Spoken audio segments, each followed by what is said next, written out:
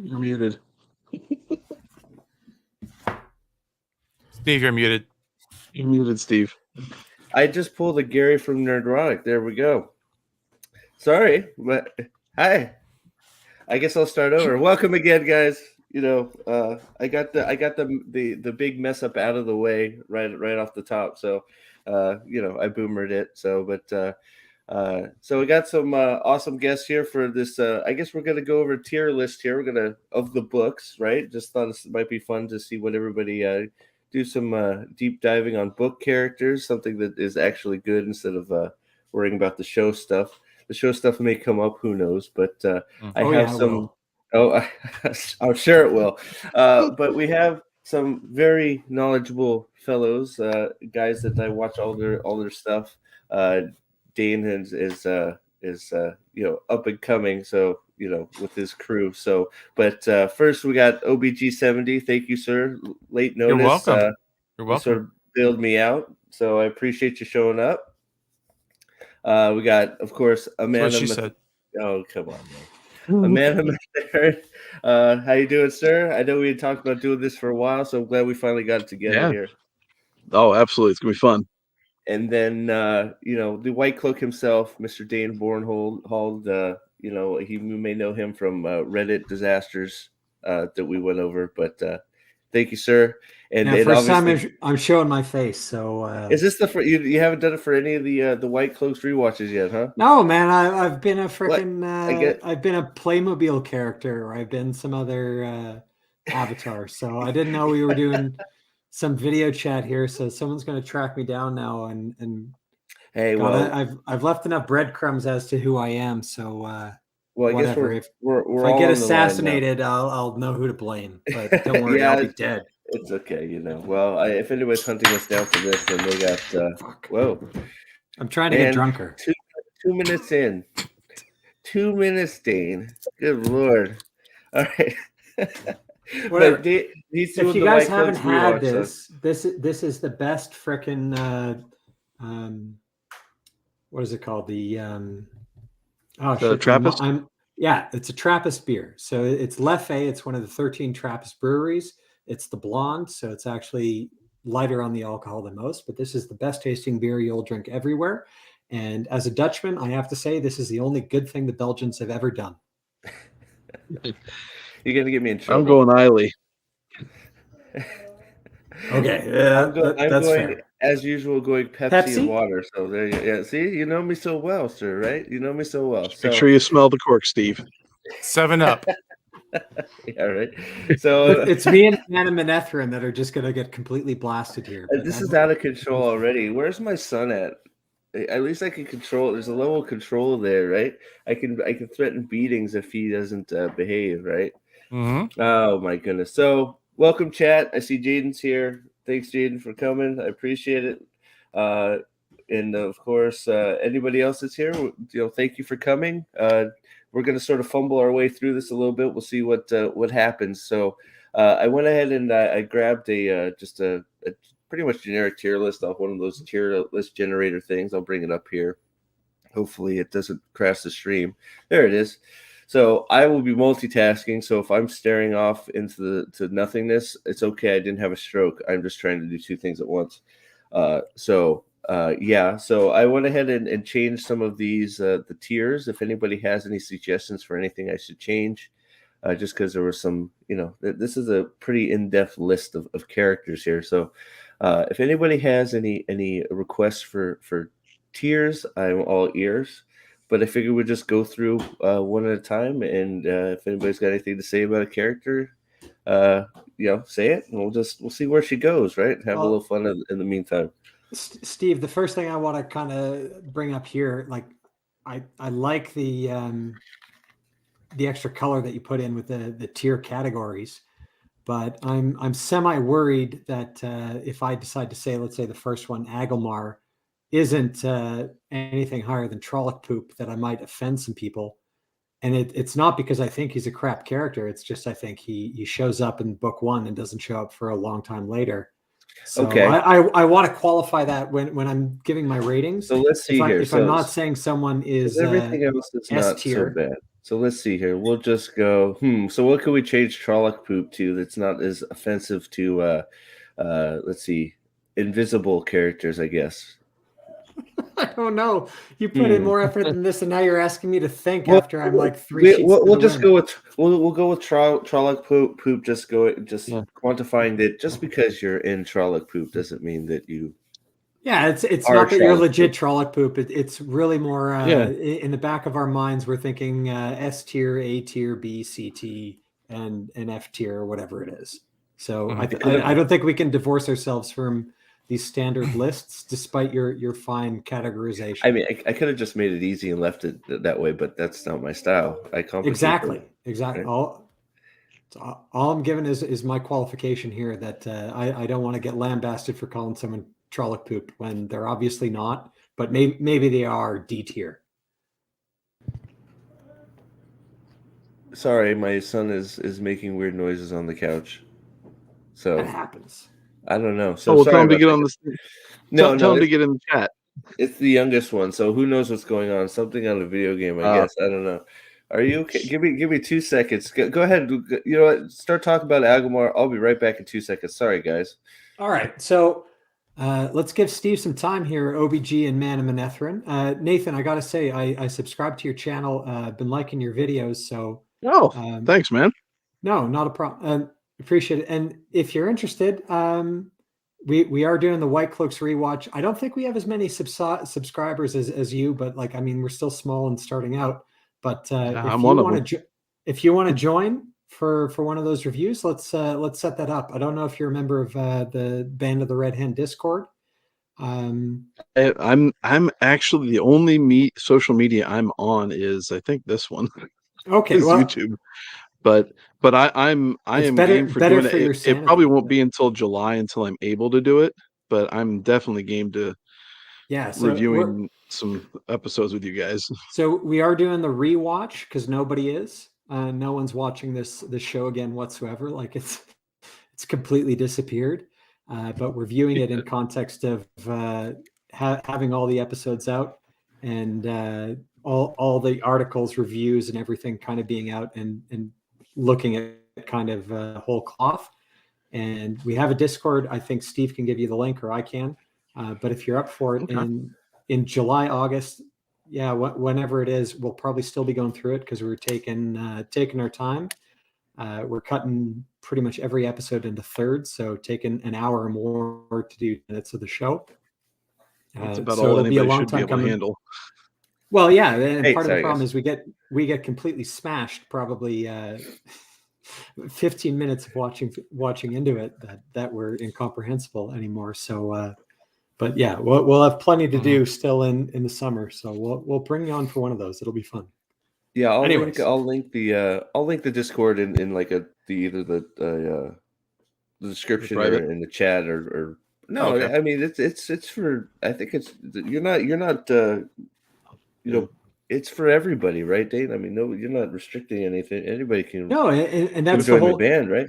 That was the large part of what we wanted to do with it is like it's me, Pips, and Alex on every one, but I think we're making a definite effort to bring different White Cloaks or different people from the fandom in to give a different perspective for every single review. So that's part of the message too.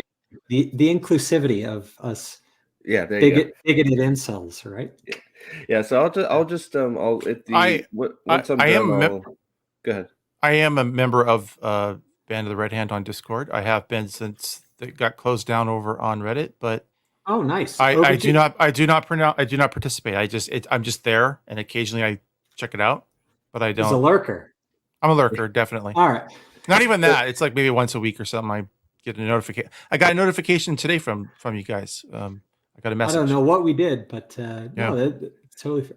Yeah, OBG, if you're up for, I don't know if you've seen too much, but if you're up for it too, we're always looking for additional views. And again, it's we're splitting the episodes into thirds and giving certain people kind of, if they're very. I am number 9478. Okay, if that means anything to you. I have. I don't know if I can search that way. It might be. It might be just your missed username is, but yeah, but OBG70. We're trying. Okay, we're trying to give people, if they're particular about a specific thing in the show that offended them the most, to give them that 20 minutes of an episode. You The scoff opening at credits. but some people were most offended, like the character assassination of Matt, for example, and I was most offended by the character assassination of Moraine. Others were most offended by the how they screwed up traveling. Which is Lan would be my number one poke. Lan would be my so number if one you the thing is, I think the nipple tweaking at the end of episodes 5 is going to be a very in-demand section for a guest reviewer, but I'll keep you in mind for that. Well, I have to say, the best thing about the show is most people can agree that they've destroyed every character in one fashion or another, because just between like I think all 4 of us have said, I think this character was done the most egregiously. So I just find that funny that it's just like like every character is decimated. We're fighting over who's decimated the most. Yeah, right. Yeah. So, but it was Moraine, and I'll fight you. Yeah. Well, yeah. I'm not going to die on that hill. So, but I'll have all the links. I'll have it to Discord and to the White Cloaks YouTube channel, and of course your guys' stuff in there as well, so everybody can find you guys after we're done doing whatever the hell it is we're doing here. And and getting drunk, right? You know, you guys it's gonna get more interesting if you guys are drunk, I guess. I don't know. I might have to mute you a few times though, Dane. You get rolling once you get going. So that's good. All you're doing is protecting me from myself if you do that. There you go. Yeah. All right, cool. So sorry for that. Sorry for having to jump off there for a minute, but thanks for holding down the fort, guys. Who was saying something? Yeah, I was just gonna say we got just to shout out some folks in the chat. We got Jaden Hamilton, I am Vendel, Dovi, Andy Setoya, Tovia Sagang. Dovi. Sounds old tongue. CJ also just jumped in there, so we got some folks in there and chatting away. Thanks for coming. I know it's a little bit all over the place. It's my fault because, well, you know, I'm an unorganized person, but whatever. I hope we're having fun, right? So hold on. I wanted to see what did Jaden say it here. He said, Rand, Matt, Perrin, Gwen, Lan, and Moraine are all creator approved. Everyone else, ? I guess we will see. I don't know that I don't know. We'll see. We'll have to get there, Jaden. We'll see what's up. We'll have some good debates coming up. Yeah, it's you know, and I will have to include the chat and some of this stuff too. I think it'll be good to I'm glad to get everybody's opinions. So we might as well get started because you already want to put Agomar in the poop, Dane. So what? This is a knock against Agomar. It's so not, you just hate Borderlanders apparently. Is that the case, sir? No, it's yes. No, He's a great captain.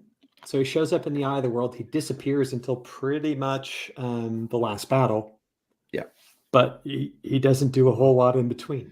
Yeah, I think that's fair. I mean, I like Agomar because he's Agomar, but like he doesn't, you know, first book he's there, and then just like you said, he's sort of just not, right? So I mean, I don't know that I think I'd probably put him in fine, but just because I don't know that I could put him in Trolloc poop. But what are you guys thinking here? And this is where I'm going with the name of the categorization, whether or not he's Trolloc poop. So fine is fine. Let's not overload that. The other thing that we need to keep in mind about Agomar is for the second half of his character development, they're in the Sanderson books, and he's compulsed, right? Yeah, that's true. But I mean, it's still sort of interesting. But you know what? We'll you know what? Let's put him in fine for now, and we'll see how overloaded fine gets. If fine gets really overloaded, I could see us sliding him just because of not because he is a poopsman. He is just he his screen time is you know, to be. Can I recommend that we just go through at least hit the main characters, especially for book one? Okay, so you want to do that first? Okay, so let's let's pick and choose then here. Let's go ahead and do let's go to we might as well just go with where do we go first here. It is in alphabetical order, so I should be able to figure this out. We'll just go straight to. We'll go straight. Egwene will be the first one that you go through as far as a book 1 character, but so unless you want to go non-alphabetical, I'm going to go straight to Rand here. I'll put him up there. If I don't know if anybody's got any objections to that, but none. He's got to go there. Yeah, so that I don't think he's the dragon. Yeah, right. So yeah, he's the avatar of light. So yeah, well, but he's also the single most complex character that you'll probably ever read. Mm-hmm. Yeah, very beautifully written. Even if he's not your favorite, he is wonderfully written. The highs and the lows and everything that he has to go through. The most tormented character in at least all the literature that I've read. So yeah, just all everything he has to go through. It's one of those. I don't think there's any arguing that. At least I would hope not. If there was, I'd be interested to hear it. But I think we would probably all be questioning your sanity at that point. Let's see here. So who could we go? I'll just go in alphabetical order. So I'm just putting her right there to get her off the bottom here. So we got Egwene. Who? Egwene. Who? Yeah. Egwene. I go lower. Egwene. What? Egwene. Who? Egwene? No, I'm telling you to put her in who, because I just. Do you want to put her in who? I don't know. I don't. That. I don't think you can. But I was going to put her down there for now. But so what do we think about? That's not fair. I don't think that's fair. It's not. But I don't know that I. Look, I don't know. It's hard for me because I have this love-hate relationship with Gwen just because of. I don't know. She annoys me so much at times, but it's one of those just. Her complete arc and how she changes from what she is in Edmund's Field to the last book and doing what she does. Does she change? I mean, or is she a sociopath from beginning to end? Well, I'll let OBG and Man of Manetheren weigh in on that, but Gwen is the divisive character in a lot of the fandom. So let's hear what the others have to say. So with Egwene, for me, when you first meet her, I think she starts off at least kind of like we'll go with this tier list, and she would start off in the storyline as hero of the Horn, but the decisions that she makes while her story arc is absolutely fantastic, and I love what Robert Jordan did with her as an individual and how she actually is combative with Rand. And kind of works against him as the old female Aes Sedai did against the original dragon. I keep on dropping her lower and lower on the tier list, and I would probably vary between Fine and Trolloc Poop. Okay.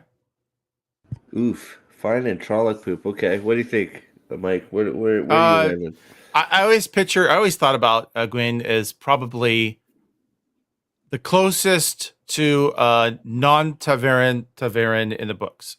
Like everything happens to her, like Man of Manetheren was just saying. Her journey going from farm girl to are we doing spoilers? I'm gonna assume we are, right? Yeah. I mean, to Amyrlin Seat. Yeah. Fighting the last battle, kicking ass, doing all that stuff. I mean, that's quite a journey for someone who is not one of the three amigos, the Ta'veren. Having said that, she is an annoying character. So do we think so? But she is really hot. So I'm hearing Dane put her down here. I'd put her at Dragonsworn myself. I'm a little bit better. I like her a lot more than you guys do. So I'm going to make my argument here. Go ahead. I'll put her up at Fine for now. Go ahead. So in Lord of Chaos, before she becomes Amyrlin, like when she's summoned to Saladar, and then she has her big confession to the Wise Ones, and she atones for everything that she did wrong. Mm-hmm. I thought that was one of the best growth moments of any character in the whole series. One of the best. And I thought at that point, or upon reflection, all right, this is a legit character. She realized what she did wrong. She has completely the whole system of Jieto and honor and obligation, she's internalized that. She's going to be a good character going forward. And what undid that for me was she went back into Aes Sedai politics, and she completely forgot all the honor that she apparently had discovered in the Aiel Waste. So when it's revealed that Nicola and Arenya are blackmailing her or trying to blackmail her because they know that Nynaeve and Elaine had been posing as full sisters, and they imply that Egwene had been doing that too. She immediately kind of falls back into that original mindset. She doesn't confront the truth. She doesn't atone for anything. If anything, she's contemplating killing those two characters to kind of keep it secret. So she goes full back into Aes Sedai duplicitous manipulation, and that never really stops. And I don't know, it's such a letdown in that growth about, could Egwene go back to the Aes Sedai and turn it into an honorable organization? And all it seems that she's doing is internalizing, preserving the status quo. And that's ultimately what she represents at the end. Yeah. And I think it's best epitomized by that question that Rand poses to her, that towards the end of the last battle, is you actually wish that the men weren't healed of the taint, that Saidin was still tainted, because it's a threat to you and your power. And that's ultimately what Egwene turns into, is the ultimate institutionalist and the preservation of the status quo. And we need to realize at this point in the books, looking back on what that status quo is, it's a very poorly run, bureaucratic, awful, petty, insipid Aes Sedai system that I don't know how anyone could be in favor of that. So that's my color on Egwene. And with the added thing of her having an arc, at least until book 6, where it seems like she course corrects and then it just completely forgets it. That's really, don't like her. Let me go ahead and just, because we got Aldan says, laugh my ass off. Come on, guys. Book Eggy is a pain in the ass, but the way she deals with the tower stuff, no one but a serious pain in the ass could have done that as well as Eggy. What I was gonna say, I was gonna ask you, if you think that don't you think that she had to play the game in order to get to the end, though? Like, did she not see that there was handwriting on the wall? If she didn't fall in line, if she didn't restoke the embers of the status quo, if she didn't do all these things, she would never get to be the Amyrlin. She would get displaced, and then therefore. So that's a good enough point. OBG is, if she went in and she copped to pretending to be Aes Sedai, Ramonda and Elaine probably would have torn her down, and she would have been done with. But that in and of itself is more of an indictment of the Aes Sedai than Egwene, in my view. Yeah, but if she's thinking down the road, if she's thinking end game, like, end game. But end game, this is my point, is if this is the institution you're trying to be in charge of, why the heck would you even want to be affiliated with that institution? She's also the one that upturned everything, as far as, we're going to let anyone in, not just the most powerful Aes Sedai. Like, we're going to, like, all the, what do they call them? The women that hung out the farm. The kin. Yeah, the kin. We're going to let the kin in. Wilders. Wilders. We're going to let. So she is changing things, and she did learn quite a bit. Now, I'm not defending her. I'm just asking questions about, is she thinking, we have to get to the last battle, we have to be united, we have to fight under a common banner. Once it's over, then I can do some things. Yeah, she is very nuanced in that regard, because she did go after the Blaja pretty hardcore, and that side of her was awesome to see. And then the whole reveal with the Black Aes Sedai, who was sort of not Black Aes Sedai at the end with Baron. Yeah. All that was just kind of it was part of a great story arc, I think, for Egwene, and it just doesn't, you take the good with the bad, and I think it just kind of measures out for her to be in the middle, which is why I say fine. Yeah, I think, but so we got Battler saying she's kind of annoying the first book, but she develops later on. And then I want to hit Tad that shouldn't be here, saying, I think Egwene's role or arc is dealing with the down and dirty in the tower to prep it for when Rand needed it. I don't know that. I don't know. I think that one I disagree. Maybe she started, but that's not where it ended. I don't think that might have been her intent when she started. Because it's Moraine. It's Moraine who comes at the very end, who gets the unstained tower to bend knee to the dragon, right? Mm-hmm. because Egwene is the one who's organizing the opposition to Rand in advance of the last battle, and it's Moraine that reminds Egwene that the Unstained Tower needs to bend and kneel to the Dragon Reborn. Okay, yeah, I agree. No. So what do we think? We have spent quite a bit of time on it. Yeah, it's great. No, it's fantastic. I love it. So what do we think? Do we think she's a good character? She's just not a good person. That's my point of view. Yeah, I think that's fair enough. I mean, I'd put her up right. I don't think. I mean, that's where I'd put her. I don't know about you. I mean, it's one of those. I guess. I mean, I'm not the end all be all. Where's chat think she should go? Let's see if we can get a consensus here, because I know Dane wants her down low. I think Mike set up a Dragon Sword. I'm good with in the middle anywhere. And Nathan, I'm not sure where he said. Where did you say, Nate? I'm good with where she's at the moment. Yeah. I wouldn't have, as long as she's not in the top 2, I'm good. Okay, well, that seems to say fine. Okay, so it's sort of funny. We'll leave. So Agumar, because he's invisible, we'll leave there. Egwene, for the things you guys just talked about, we'll leave there. We'll see how big Fine gets, and we'll go from there. How's that sound? If Fine starts getting overfilled, we'll have to make some small adjustments. So. Okay. Alphabetically, I think the next one you're going to is Elaine, right? Oh, this is where I'm going to shock you. Well, are we going to? Just real quick. Are we going to do it the way that I've seen a lot of people do this, where the higher level, even on the same line, is towards the left? Yeah. So Egwene would be ahead of Agumar, possibly. Yeah, okay. I think you're right. Yeah, I think that's probably best. Yep. Right. So I think that's entirely fair. Even though I think those positions will move before the end of the day. But yes, I will. I don't hate Agumar. I don't like Egwene, but I think Egwene is a better character than Agumar. Yeah. If that makes any sense. No. Yeah, well, yeah. Renaissance nerd wants to know where her mole would rank. Well, if we were talking about the show, I think we'd probably. I don't know. I mean, the mole conquers all, doesn't it? I'm a bit sensitive on this because I have a mole on my nose too. It's not as pronounced as her, but I'm not zooming the camera in. I'm not like going. Ooh. You're not coloring it in with a Sharpie. Yeah, exactly. It doesn't look like a nose ring.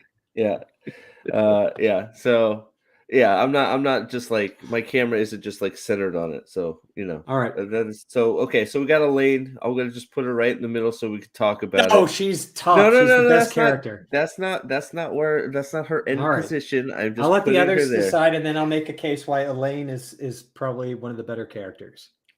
Go ahead. Go ahead, man. I want to hear what you got to say. You sound very passionate about this. I want to hear it.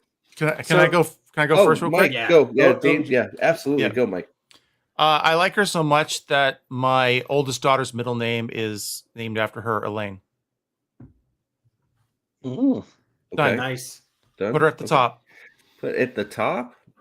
We're going all the way. So I want to, Dave. Well, I'm not saying what to do. I'm saying for me. That's my choice. So Dave, I want to hear you. You sound very passionate about Elaine. I want to hear it. What's up? So Elaine is one of those characters that when she gets introduced, she's not a main character. I think it's later on where she begins to get more and more of her POV chapters.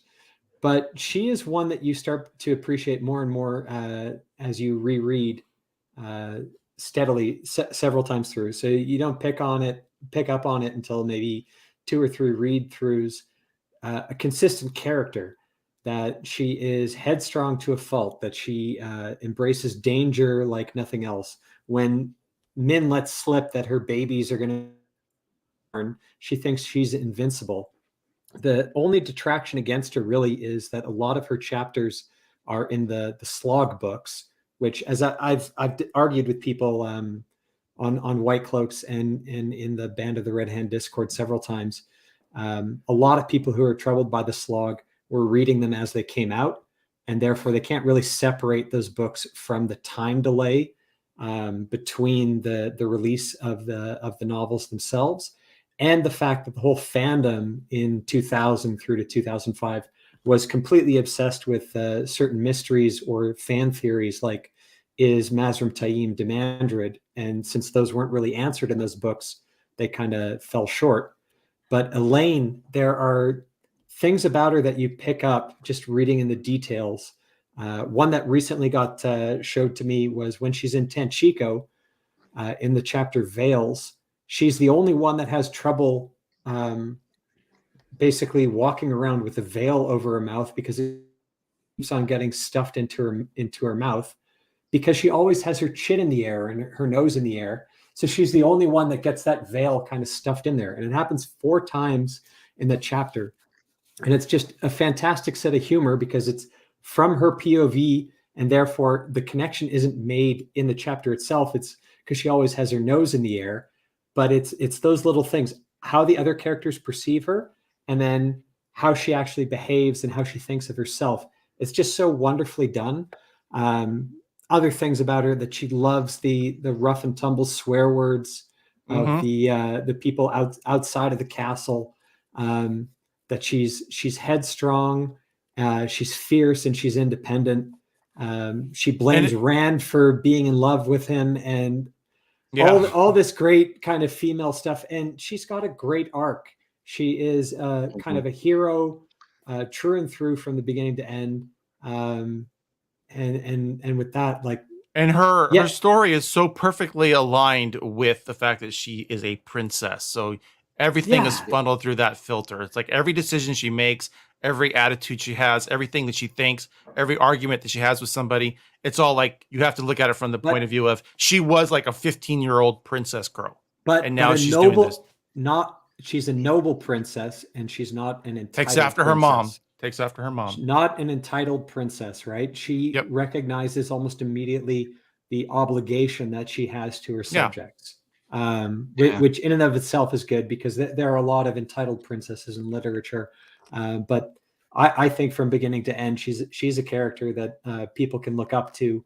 Can't wait for my nieces to read these books. And Elaine is probably going to be one of those characters that I point to of being like an archetype of this is a well-written but also well-done character who behaves properly almost in every instance. Like she is very headstrong and reckless, especially towards the end. But she has good growth, but I don't think she is a flawed sociopath like a Gwen, and that's why I rate her so much higher. Much so. Well, I mean, I get what you guys. I don't know. I just never. I mean, I get why you guys like her, but I just never really got connected to Elaine. She, it's one of those from all the way she treated Matt for saving him, and like he was beneath her. That bothered me. That was more naive, though. That was what was funny. I mean, she comes around eventually, but she's right there, and that's one of the funnier chapters. And then the whole flirting with Tom thing, I get why she's doing it, but I found it a bit annoying. I get all the stuff, but for me, it's just one of those. I get what you're saying, being written, but as for me, just like connecting with her, I didn't get the same connection. It sounds like you guys did. Obviously, Mike, much deeper connection than me, but I'm not. I wouldn't go. Obviously, say she's my type. That's why. Steve, while we're contemplating this, could you delete Jaden's pop up there so we can actually see the I'm getting blocked out, but that. Oh no! Yeah, sorry about that. Mike was talking more about the different characters that we could post up, but I'll bring. Are we leaving Elaine and the hero? No. No. We haven't heard from Nathan yet. Yeah, let's let Nathan be the arbiter. Elaine is a really good character. I do like Elaine, especially in comparison to Egwene.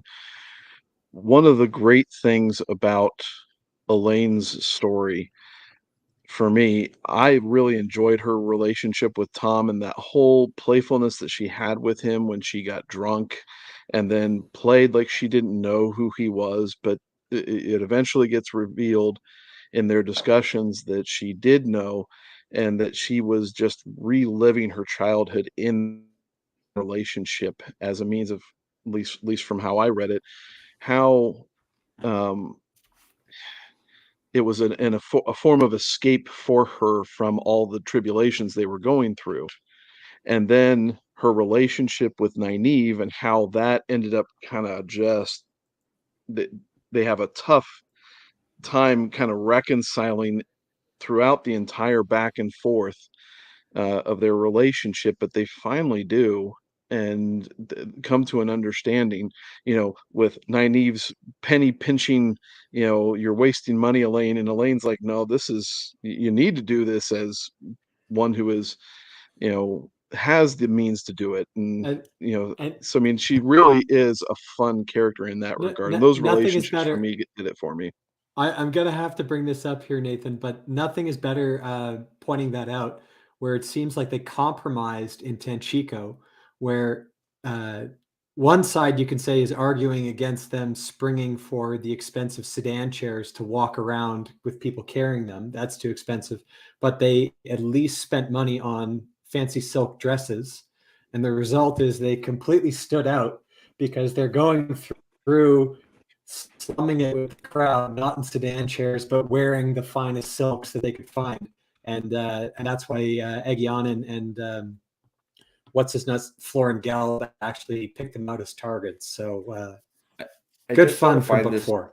I find this whole conversation fascinating so far already, just because you got it's different reasons from everybody's mouth so far that why they've liked or disliked, which is I find it amazing. I mean, it is a long series, but yeah, my answer wasn't as complicated as everybody else was. Well, yeah, but it's just like for that. But no, like who cares? Come on, what are we talking about here? Like Mike's I can't remember when we get to Agonor. So like half of these will be in Who because I don't remember anybody because my brain is smashed.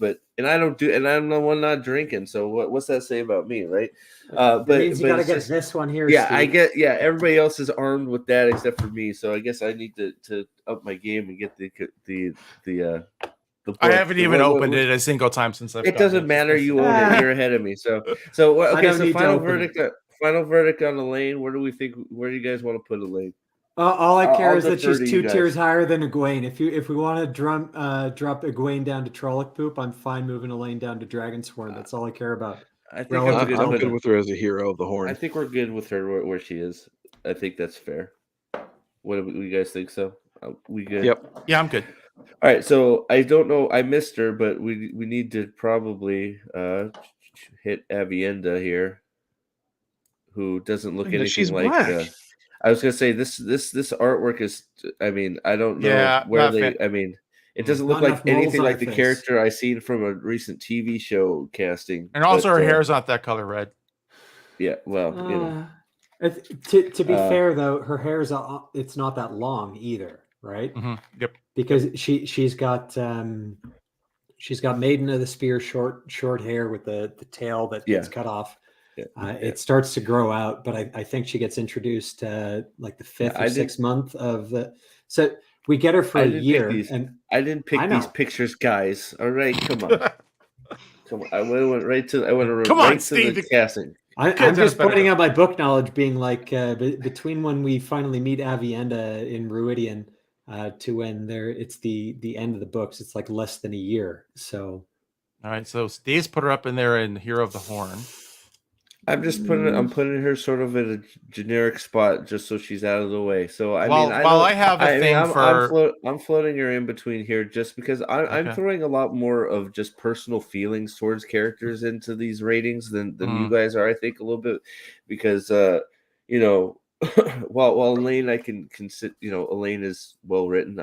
She grates my freaking nerves, so that's why I'm putting some of those in because Avienda I think has lot of things going for her, but it's one of those things. Just sometimes her attitude just throws me the wrong freaking way. But go ahead, Mike. Gotcha. Sorry. Well, I was going to ask you: are you talking? If we're going to judge the character, is it from the understanding of how the books end? Are we going through the whole thing? Yeah, I mean, it's I think that's, so. We're not saying well, this book she was good. This So I'm putting her down into Trolloc Poop. General feeling. Okay, Trolloc, you must. Okay, so why? Obviously, there's a reason for that. I would like to know why she is playing in the Trolloc Poop. Why is she trying? Just an entire series of her being combative and hate and all this stuff. And it ends with her getting her toes all chopped off, and so there goes my foot fetish. So, I mean, it's just Man. No, but I mean, I just never. Physically, she comes off as attractive, but she's just so mean I just get turned off from her. Really, like I just can't do it.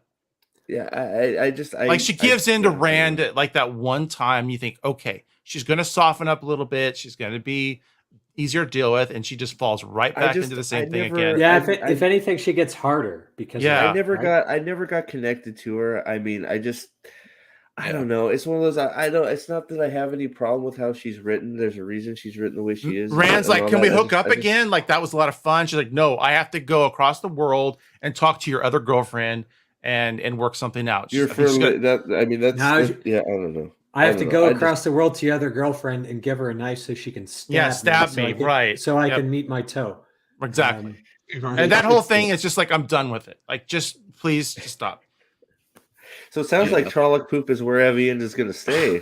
Well, for me, am I reading the room here? I don't know. No, not necessarily. Because at the end of the day, I still like her more than I like Egwene.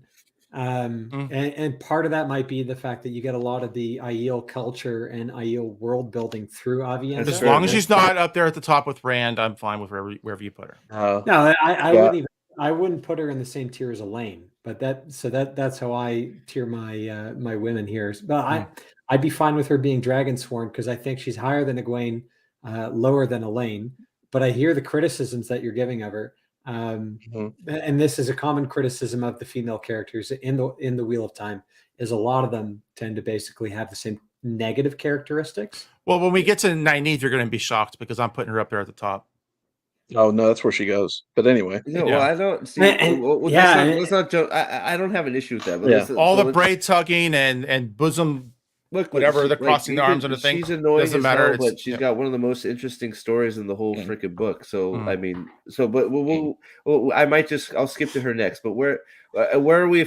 What do you got to say about Poop? I would, as long as she's above Egwene, I think we're good because we're thinking here first Dragonsworn. You think Elaine, Egwene, and Avienda, they're all subject to change as we fill these out. But I think we've ranked those three appropriately. I think Avienda, she has a good arc. She has an interesting story. She does do a lot of world building through herself as a character. Yeah, I agree with OBG that kind of her ending is a bit underwhelming. Although she does provide some important stuff, I guess, for the Aiel, going to Ruidian, going through the columns backwards, etc. I thought that much was all well done, but yeah, where it ended up with her being kind of mangled with her feet, I don't know. I'm not too hung up on that, but it was just a joke. It was just a joke. I just want to say, guys, well, everybody seems to be liking this so far. So obviously we're doing. And there's going to be disagreements with even chat. We're not all going to put it where they want. And I think that's the best part about this is we can all have different opinions and sit here and it's like, okay, Elaine sucks. Moving on to the next person, right? But you get what I'm saying. Well, why do we have Nynaeve and who? What the hell is that going on? We can't have that up on the screen for a while. Dovey thinks Aviend is better than Elaine too, so we got it right. Oh wait, no, we got that backwards. So that's the thing. It's one of those, and I know nobody's gonna be like, I didn't get my Dovey is saying Avienda. No. I know. I got it mixed up. She's saying Avienda. Yeah, that's an interesting thing. Is I'm curious to know if Dovey thinks that Avienda is better than Elaine, but still Dragonsworn, and he'd drop Elaine down because of his estimation of Elaine. Because I think for me, it's the ordering, and I disagree with that. I think Elaine is better than Avienda, but I mean, she is easily the most toxic of the relationships that Rand has, and that's why right now we've got the order as it should be. What's that? Other than Gwen. What, Alana? Oh, sorry. Other than Gwen. Well, no. In terms of the three that Rand where been is with, Alana? Because I'll say this now. The first one, I think. Avienda was the one that popped the cherry. It wasn't Egwene, TV show fans. Well, that's true. Rewatch.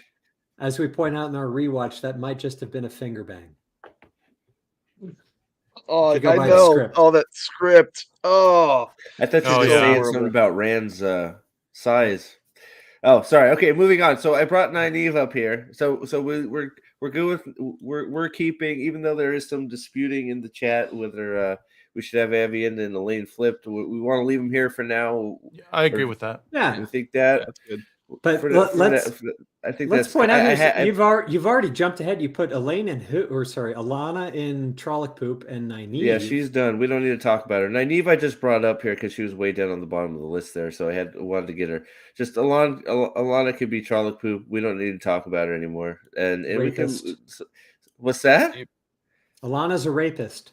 Exactly. There you go. Done. Mind and then rapist. the show doesn't do anything. And then of course I have to connect it to the show because I can't not. And she's so garbage in the show, garbage in the show, garbage in the books. You're Trolloc. Well, if Alana was hot, it's like, is it rape really? But Alana in the show, yeah, that's a total fucking like serious rape going on. Yeah. So all right. So I brought Nynaeve up just because she was down further on the list, so we were already talking about it a little bit. So the argument is really, do we leave her there or to move her up? And I vote. Well, I think if she's not up, at creator approved, she's at least here at the front of.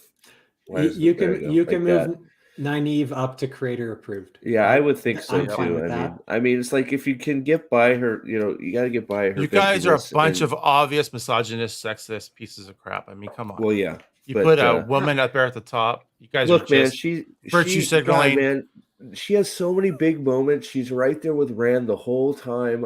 She always has his back. She is always there with Rand no matter what. And it's like, that's what it right there for me. It sounds, she's all, no matter what, from the start, from the very start, she's chasing down this Aes Sedai for the boys and for Rand and standing up to this woman that she has no business standing up to. And then at the end, she's right next to him cleansing Sidin with the Chosen Call. I mean, she's there for everything. Yeah. And she's holding her own for everything. She's taking out Forsaken. I mean, come on. Here's some additional content from a literary point of view. I know ever since the Force Awakens came out and Max Landis's whole story about the Mary Sue, that really awakened a public consciousness about what actually makes a strong female character and what actually makes a good character in terms of the requirement of growth in a story arc, right? So you can look at Rey Skywalker or whatever and say she was awesome from the get-go, so she never grew, and therefore you don't get that growth journey and it makes her a bad character. You could throw that maybe at Nynaeve, but the counterpoint to the typical story arc of a character who grows is what is an iconic character. And there are iconic characters in literature, right? Sherlock Holmes is an iconic character. He doesn't change. The story goes around him, but he stays the same. James Bond, an iconic character. He's always the same. He doesn't get influenced by the story. To a certain extent, I think Nynaeve, I don't know if she actually goes through a big changing arc in the story. I don't know that she really does. But is that her arc in and of itself, in that she starts off one way, she gets pulled every which way throughout all the books, and her ultimate realization, at least for her, is that she's going to stay true to who she was all along. Mm-hmm. And that's, when she rebuffs Egwene almost and says, what's more important to me is staying true to the people that I care about, the people that I love and what I believe in, than being Aes Sedai. And does that make her a better character? And it's an interesting question from a literary point of view. And it's a fascinating kind of discussion to say, okay, I don't think she's a Mary Sue to start out with. I think she goes through a heck of a lot of growth, but at the same time, she definitely has a lot of those iconic character elements in that she stays constant. Most of the stupid series, she was blocked. She couldn't, she had to be mad to do stuff. And so Time to Toss the Dice says that although she treats Matt like crap, I think it's more she's being like the mother to him. She's being like mother to the, I don't know. She treats Matt like crap, but remember when Nynaeve is there to encounter Tuon for the first time, or at least it's Nynaeve's first time they're meeting in Falme. She basically does a 180 and defends Matt and Matt's character to on to well, that's face, what I mean, right? is that she's not just being mean for the sake of being mean. She's like lecturing him. She's trying to straighten him out. Stop being such a rapscallion. It's like a girl's rite of passage in this series. You got to be a shit to Matt. That's like they're all shit to Matt at one point for whatever reason, but they all have their own reasons for treating Matt like he doesn't know what he's doing, which makes it that much funnier when he does know what he's doing and bails them out every time. But yeah, she's good up there. Are we happy with her there? I'm happy with her there. I don't think she needs to be ahead of Rand. No, no one goes ahead of Rand. Or I quit. If we're agreed on that, but Nathan, do you got anything to add on?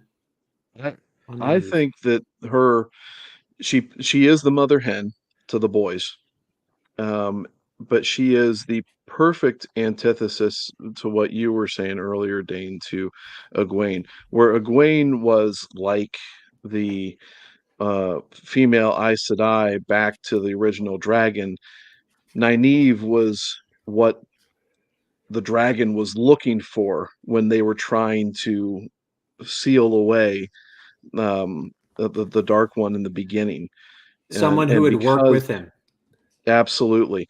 And that's what makes her character arc such a beautiful thing, because she takes that mother hen role and takes it to the ultimate extent to sit there and make sure that she is there for them, and because she has this wonderful relationship, I think, that with Lan, that really she does a great thing with Lan when she goes up ahead of them in through the north, and then she comes back and says, all right, that's done.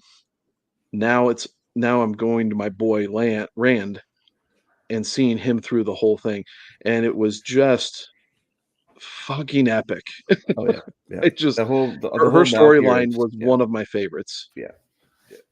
So, well, speaking of Lan, I put him up there right next to Nynaeve. What we have thoughts on Lan? What are you guys thinking? I'm not coloring my view of Lan from the nipple tweaking in the show, but I don't think he's that's not Lan. Yeah, I'm just I'm just predicating that's not why I'm going to say I don't think he's creator approved. I just throwing him up there to start conversation. So rather than me holding him, like I could just, but you know, he's not a bad character. He's actually a really good character. He introduces necessary story elements. I've argued as well that Rand's madness is ultimately toxic masculinity. And this is what's fucking mind-boggling about the show, is that they don't want to do that whole storyline, because that's ultimately what Rand struggles with, and that's what he has to overcome is toxic masculinity. But the people at the show don't dare to actually show a minute of it, and therefore they've neutered Rand and turned him basically into a simp.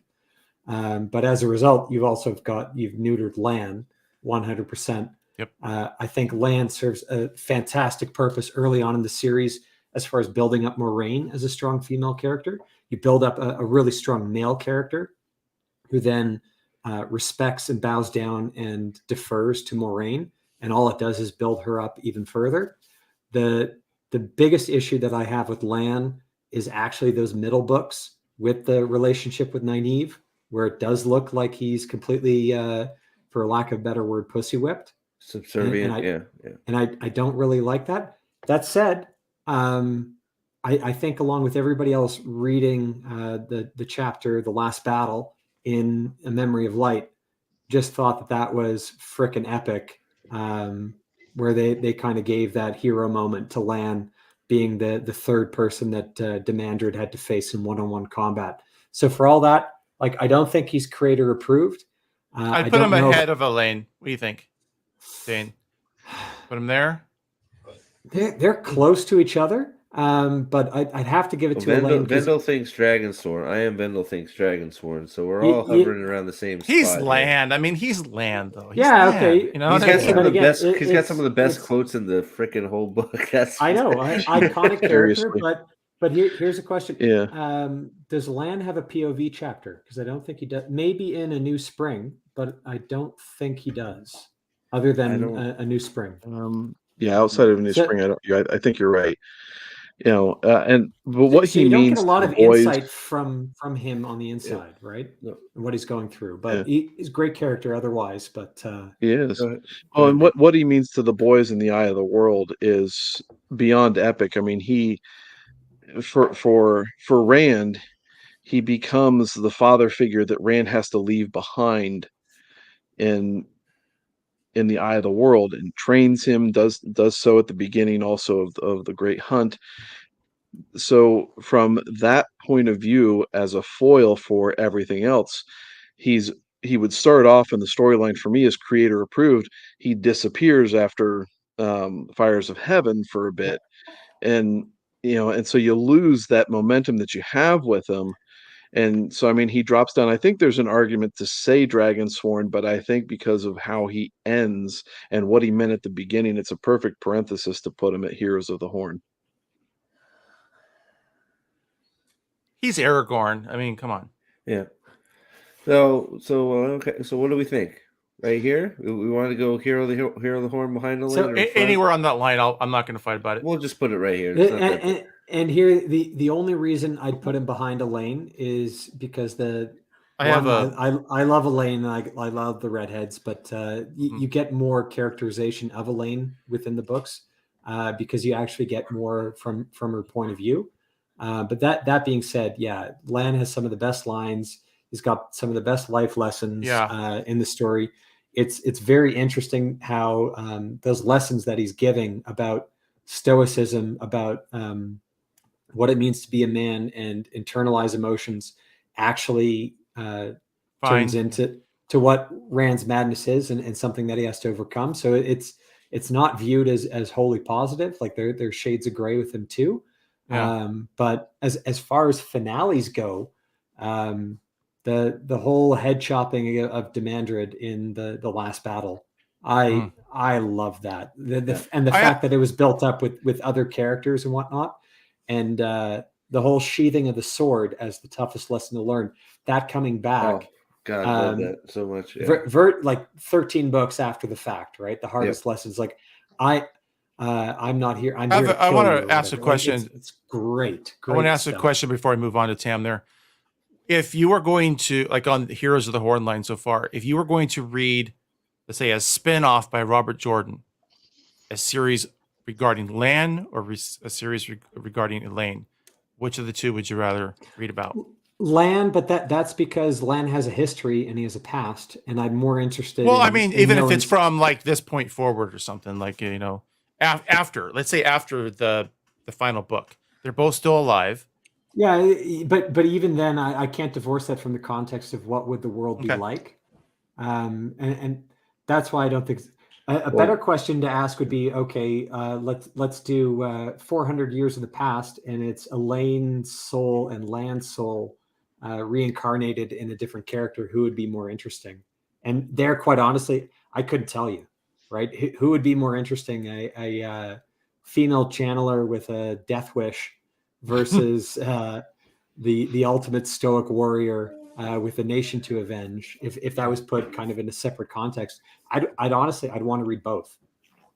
Like they're good characters. Well, I mean, you got all the Malkier stuff, the rebuilding of Malkier and all that stuff eventually, right? So, well, speaking of stories, I want to read Tam, his backstory. I would love to have read that whole thing.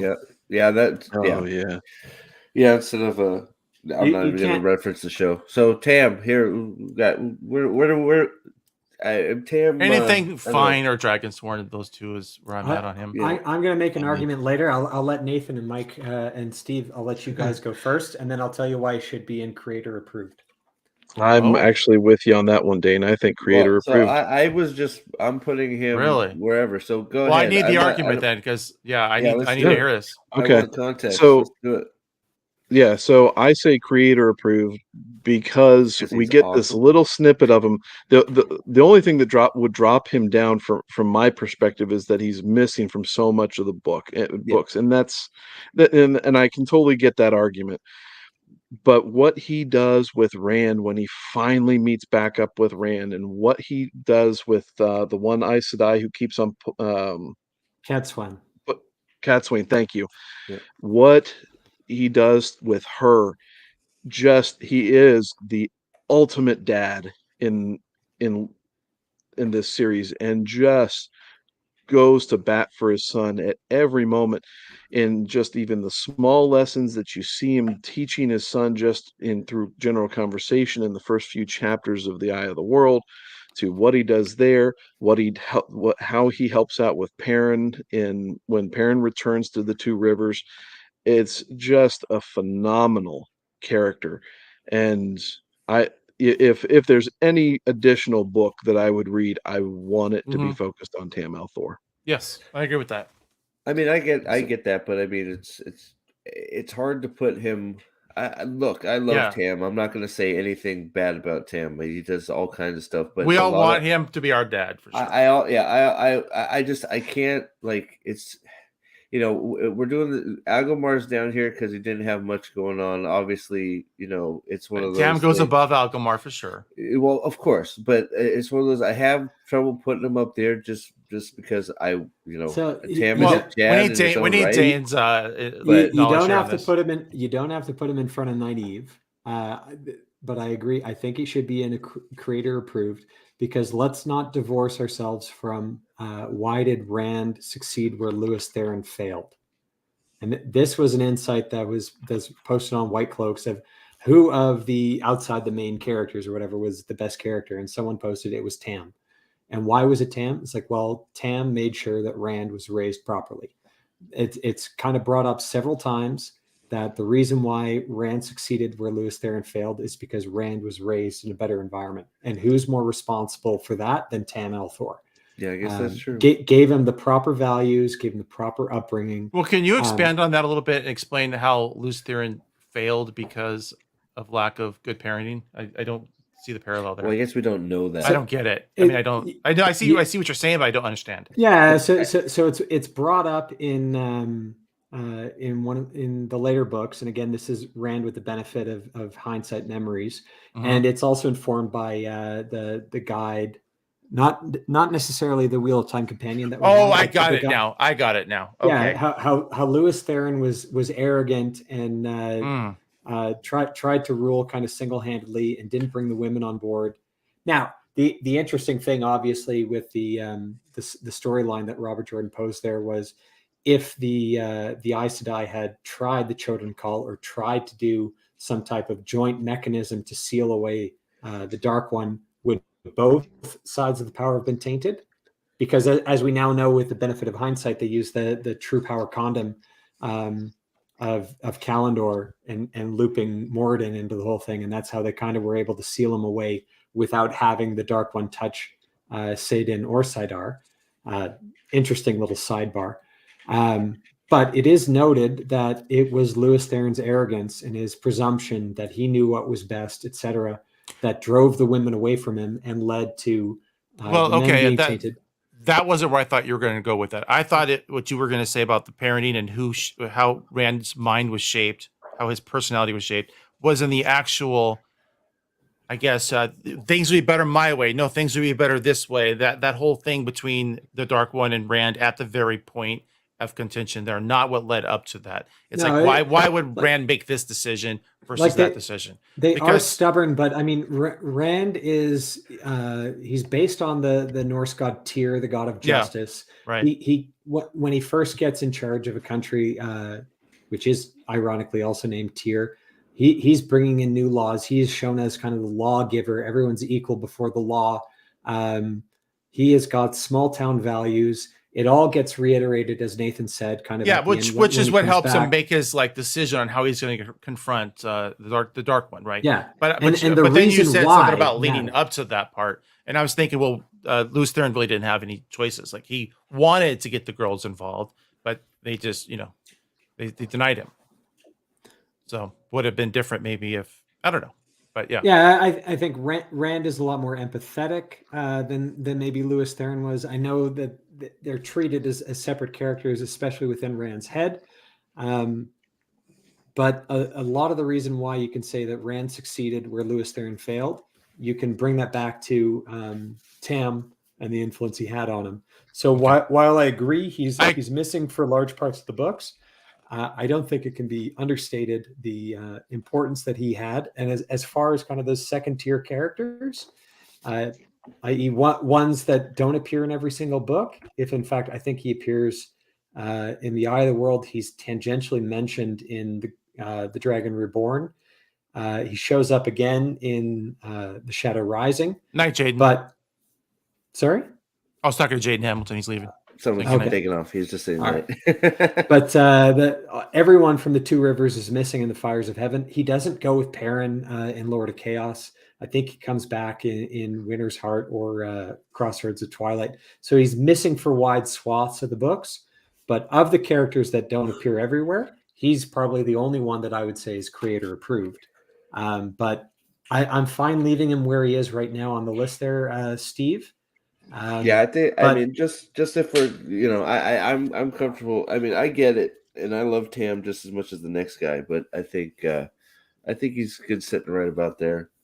Personally, I mean, I don't know if you guys are all good with that, but I think we can move on and maybe we can reevaluate him after we filled this all out. There you go. So we can correct you later. Yeah, at this rate, I need to stop asking questions because at this rate, it's interesting. It's just midnight. This is the whole reason we're doing this because I mean the conversations have been fantastic. You've put some other ones in there. You got Cool Dan in there. I was going to say just real quick. Yes. I'm not going to disagree with any of those ones. So does anybody have any problem with my Trolloc poop additions? Elena's a pretty interesting character. Her as a person is okay. Her as a person is a pretty bad person, right? We all hate her. We all want her to die a horrible death. But as a written character, she's a really good character. I don't disagree with that. I can't get over it. Yeah. She's probably well. You find out that she's probably really the biggest tool of the entire series. Yes, that she just props herself up to be something that she really never was. Let's see. Kind of like a Gwen. Who do we want to go? So I'm kidding. That's a hot take. I'm not touching it. So let's see here. Let's so hold on. So we got what do we want to do with Agnor? Oh wait. Who? Steve. Why don't we go through some of the Emmonsfield 5 first? So I think we got Matt and Perrin still to go through. Okay, well we can do that. I got Agnor up here. I don't want to put him back down. Where do you want to put Agnor at? Agnor. Who? Agnor. Like he created all the freaking Shadow Spawn. Yeah, but good for him. Him and all right, we can put him and Deshiva. Like I know like people are big on but he didn't really do a whole lot when he was Agnor, and when he was Deshiva, he didn't do a whole lot either. Right? Yep. Agreed. Yep. He could have not been in the books, and it would not have affected the book at all. Okay. All right. Sorry, my son is trying to give me a freaking aneurysm. All right, that's their job, though, right? That's the job. Can I do a spoiler and just say when you get to the first of Moraine Berlin, we're putting her at the top, all the way to the left. What? Creator approved. What, Berlin? Yeah, that's a joke. No, I get what you're saying for obvious reasons, right? So I got Matt up there. Steve, I agree. She's going to be flat-chested in the show, and there could be an argument. She's going to be gross. And wearing turtlenecks. There can be an argument made for that, but I'm a dragon fanboy, so I go. Does Odin outrank here? No, but not in this. But does in Norse mythology, but not in this. So I think Matt is my favorite character. He has been, forever. So favorite character. I just want to address this Tad. This shouldn't be. I don't know. We're just sort of throwing them wherever we feel like it, man. They're like some. I think it's sort of. Our Eye of Sauron comment here, which I can't pronounce. I'll say I don't think it's being ranked on how they're being written or whether we like them or not. Because keep in mind that a lot of these characters are being written from different points of view. So you can like characters when they're within their own point of view, or you can hate them from within their own point of view, and vice versa. Hey, Steve, I don't mind being blocked by the words. If you want to just swap with Oh man, you're fine. talking about. I don't know. I'm fine being just drag my window and just drag it to the bottom. Is that how this? Oh, yeah, hey, just grab on me and that's it. You got to remember my skills. My skills. God, I can't put you both behind the window. I'm fine being down here. We'll switch it off. But okay, so but I just I've been at the bottom for so long. That's why I say I'm right there. Like, I think there could definitely be an argument made to putting Matt in front of Rand. So here's one hot take that I'll give. I think Matt's ending in the series was probably among the worst. I don't think that's a hot take. I think that's pretty much. I mean, Sanderson even said himself he didn't know how to write Matt, and I think it was evident. Well, but it's not about writing Matt. Like, so Sanderson's issue was about the comedy, but I'm talking about the ending, and I think there are a couple things that were. Well, a couple of things that were done a little bit wrong, and one of them was like the parent stuff was good till the end with the whole with the wolves coming in, and his big thing was killing Sindane in the world of dreams. I don't know if that was the super important big fight kind of at the end that everything was building up to, but especially Matt, where he gets stabbed by Thane, who has got a new name now and is in pure mist form at the end, and then lo and behold, he's immune to that, and that's the big ending. And I don't know, there are things about that okay, it could have been okay. Like, we know Gwen dies at the end. She does the whole self-sacrifice. Could I have lived down Matt getting killed at the end? Maybe, but I think there were cleverer ways of I still want to having Matt at the end and defeating Thane. But even that, Thane doesn't necessarily need to be an entity that is defeated at the end of the series. I think diminish a little bit, like Sauron would have been good. I would maybe, but that could have been a perpetual evil that's always there and never defeated, right? And that explains kind of at the next turning of the wheel where Mordeth ultimately comes from. So I don't think they needed to address that fully, and maybe there were better ways of doing it. But all I'll say is I'm thankful I wasn't in charge of finishing off the series. Yeah, and I can be 10 years after the fact an armchair critic of it, and not being a harsh critic. I really appreciate what Sanderson was able to do with those 3 books, and the Veins of Gold on the Dragonmount speech. It's one of my favorite passages to actually read in literature. So I'm definitely not taking him to task for it. What project he was given is like, please do this. He did amazing, and I wouldn't have trusted it to anybody else. Not a single other person. I see you put Piran at the top there. Well, yeah, hold on. I just wanted to. So CJ says, I think the mistake that Matt was making him a bit OP before he went through the Terangral and Ryuden. After it was perfect, but seemed odd having him beat both Gallant and Gwen right when he was sick. So I think that's more of a. I don't know what do you guys think? I think that's one of my favorite scenes. Him being sick and taking on the 2 boys and just making them look like idiots with the bow staff. It's more of a lesson for the boys and the fact that you can't overestimate your opponent, especially when he's a skilled opponent. Go ahead. So since we're still on Matt, there's a lot of arguments that have basically been resuscitated by this fucking shit show. Because what they did to Matt and what they're saying was the arguments for doing it, and that was he an underdeveloped character? I think let's put that to bed. Matt was not an underdeveloped character in the Eye of the World or even the Great Hunt. He was a great character. And the way that you can tell this is dialogue attribution.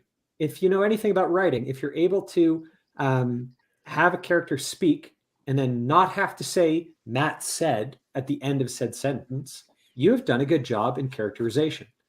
And Matt is one of those that you can tell if you run through a page of dialogue without attributions, you can tell who said what, because he's the one. Oh, I don't want to go do that. Or, oh, can't we go do this? Or, hey, I caught a badger over the hill. Or, oh, he's just mad at me because I doused his hounds with flour and said that they were ghost hounds, kind of thing. Like, there's a ton of great characterization, and it doesn't have shit to do with the fact that none of it comes from his point of view. His first POV chapters are in The Dragon Reborn, right? That's totally fine. But you know who Matt is very early on. He's the lovable scamp. He's the rogue. He's the one who steals the pie. He's the one who does things without thinking. He's the one who gets his friends into trouble and then tries to get out of it with a quick smile. Like, he is a great character. He is not short of characterization. Yeah. The only thing that critics of the books can basically say is maybe he went through a soft reboot, and that has to do with his newfound skills in The Dragon Reborn, where finally he gets a point of view chapter, which were great, by the way, because they informed so much of Matt's character and they weren't inconsistent at all. And he went through a healing process and he had missing memories. So there was a lot for Robert Jordan there to work with. But yeah, if you are kind of debating where did his quarterstaff skills come from, you could point out that he didn't have a quarterstaff earlier on, although his dad, his father was like, yeah, but it's a weak argument because it's like, well, you didn't see Matt's quarterstaff skills defeating Trollocs in the earlier couple books because he didn't have one. How hard is it to find a quarterstaff, etc. But true, true. They just go into the bushes and grab something, and true enough. But I was convinced of his luck. But the flip side of it too is, there's another way to perceive that Matt fight versus Galad and Gawain, which is maybe they weren't all that hot shit. Yeah, that too. Yeah, I mean, maybe they were just arrogant, and that was the point Hammer was trying to make was, you're not as good as you think you are. You just got made a fool of by this sick kid with a stick.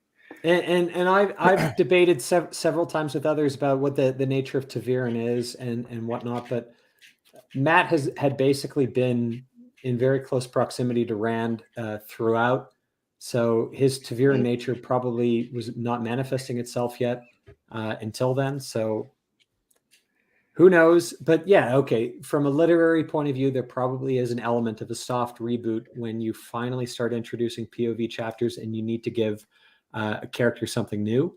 But one thing I can't abide is people saying that Matt was not a developed character until book three. He was a developed character. He was one of the better developed characters. And the fact of that, I think polls show that he was people's favorite. Throughout the series, yeah. But people. Even then, especially The Great Hunt, I really loved him in that book as well. I mean, all the way to that point, I always want. Oh, Matt chapter, cool. Let's check it out. Well, Ian Vendel says you've convinced him Trolloc poop. So for I guess Matt, Matt is... no, that's not Matt. Piran, though. So let's move on to Piran here. Yeah, just because Matt, I don't. You're gonna be hard up to find anybody that doesn't put Matt up at the top, but so Piran, it's just so I gotta. Where are we thinking? I you know what? Honestly, he's my least favorite. Yeah, I have this love-hate of thing the with three him or of the five. Of how he acts with Fael, but I just love how all the wolf stuff. I didn't like him until like the last couple books. I mean, I didn't hate him, but I just was like, oh, a Piran chapter, seriously? Okay. I didn't enjoy it.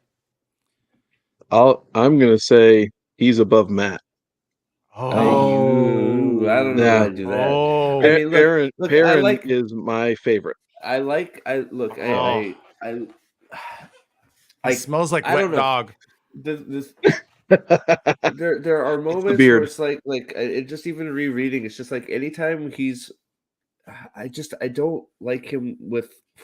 Sometimes he's okay with Fael, sometimes he's not, right?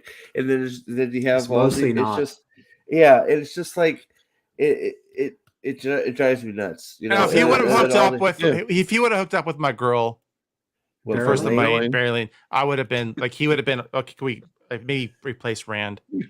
But yeah. So if he had them both, but no. So this is where no. He had to reject Fael. Just get rid of her. Fael. She's got to go away. Fael is a pretty damn annoying character in the first place. Satan's tits. But one of the things that I love about Piran is he has this struggle. He has a strong moral compass, but he struggles with how to handle that in light of being able to not make decisions that include that moral compass. And so he has this battle between the axe and the hammer. It culminates in one of the best damn scenes in the whole series. Okay, so the crafting of his hammer is the best. Yes, the best. I mean, man, I was like, well, I wasn't crying. I wasn't crying. Wait, what? I wasn't either. Yeah, I wasn't. Wait, are we talking about the hand chopping of the Aiel prisoner? No. Best scene? No. I think he's talking about the crafting of his hammer. I mean, is that it? No. I love that scene. As far as Perrin's arc goes, and the hammer versus the axe, I think you can't get any better than when Perrin is basically threatening that Aiel to chop off his other limbs and leave him as a beggar. That was fucking based. Mm-hmm. Yeah. That was more hardcore, and right after he throws the axe or whatever into the tree, like him crafting his mace, just I don't know what it was about it, how it was written, or just that it just I was just like in it. I'm on Team Steve right now. I'm on your team. Well, and this is where like I would disagree with Dane on the ending, the whole scene where he's going through the wolf dream and having to do the battle there. For me, that I absolutely loved that whole progression there, and resolving the spike issue was here's very the thing. awesome. From what I've been informed of reading about these books after the fact is that the least amount of notes given to Brandon Sanderson actually involved Perrin. And if you read the Sanderson books, Perrin is not even in really the Gathering Storm. He's not in the first one. You know, ironically, Elaine isn't either, and I really like the Gathering Storm in comparison to the previous 3 books leading up to that, and a lot of it might actually have to do with little or no Elaine, and no fight for the Lion Throne, which I hate to admit this after arguing for Elaine being as high as she is in this whole tier, because I'm shooting myself in the foot. But Perrin, his story arc is fantastic through the Shadow Rising. I think if the series ended at the Shadow Rising, you'd say Perrin is by far and away the best character. He's not in the Fires of Heaven, but that makes his re-emergence in Lord of Chaos that much better, in my view. And he has a fantastic role towards the end of what is arguably the best book and best ending of a book in the series, which is Dumais Wells. It's you can't debate it. Yeah. Lord of Chaos, best book. Dumais Wells, best part.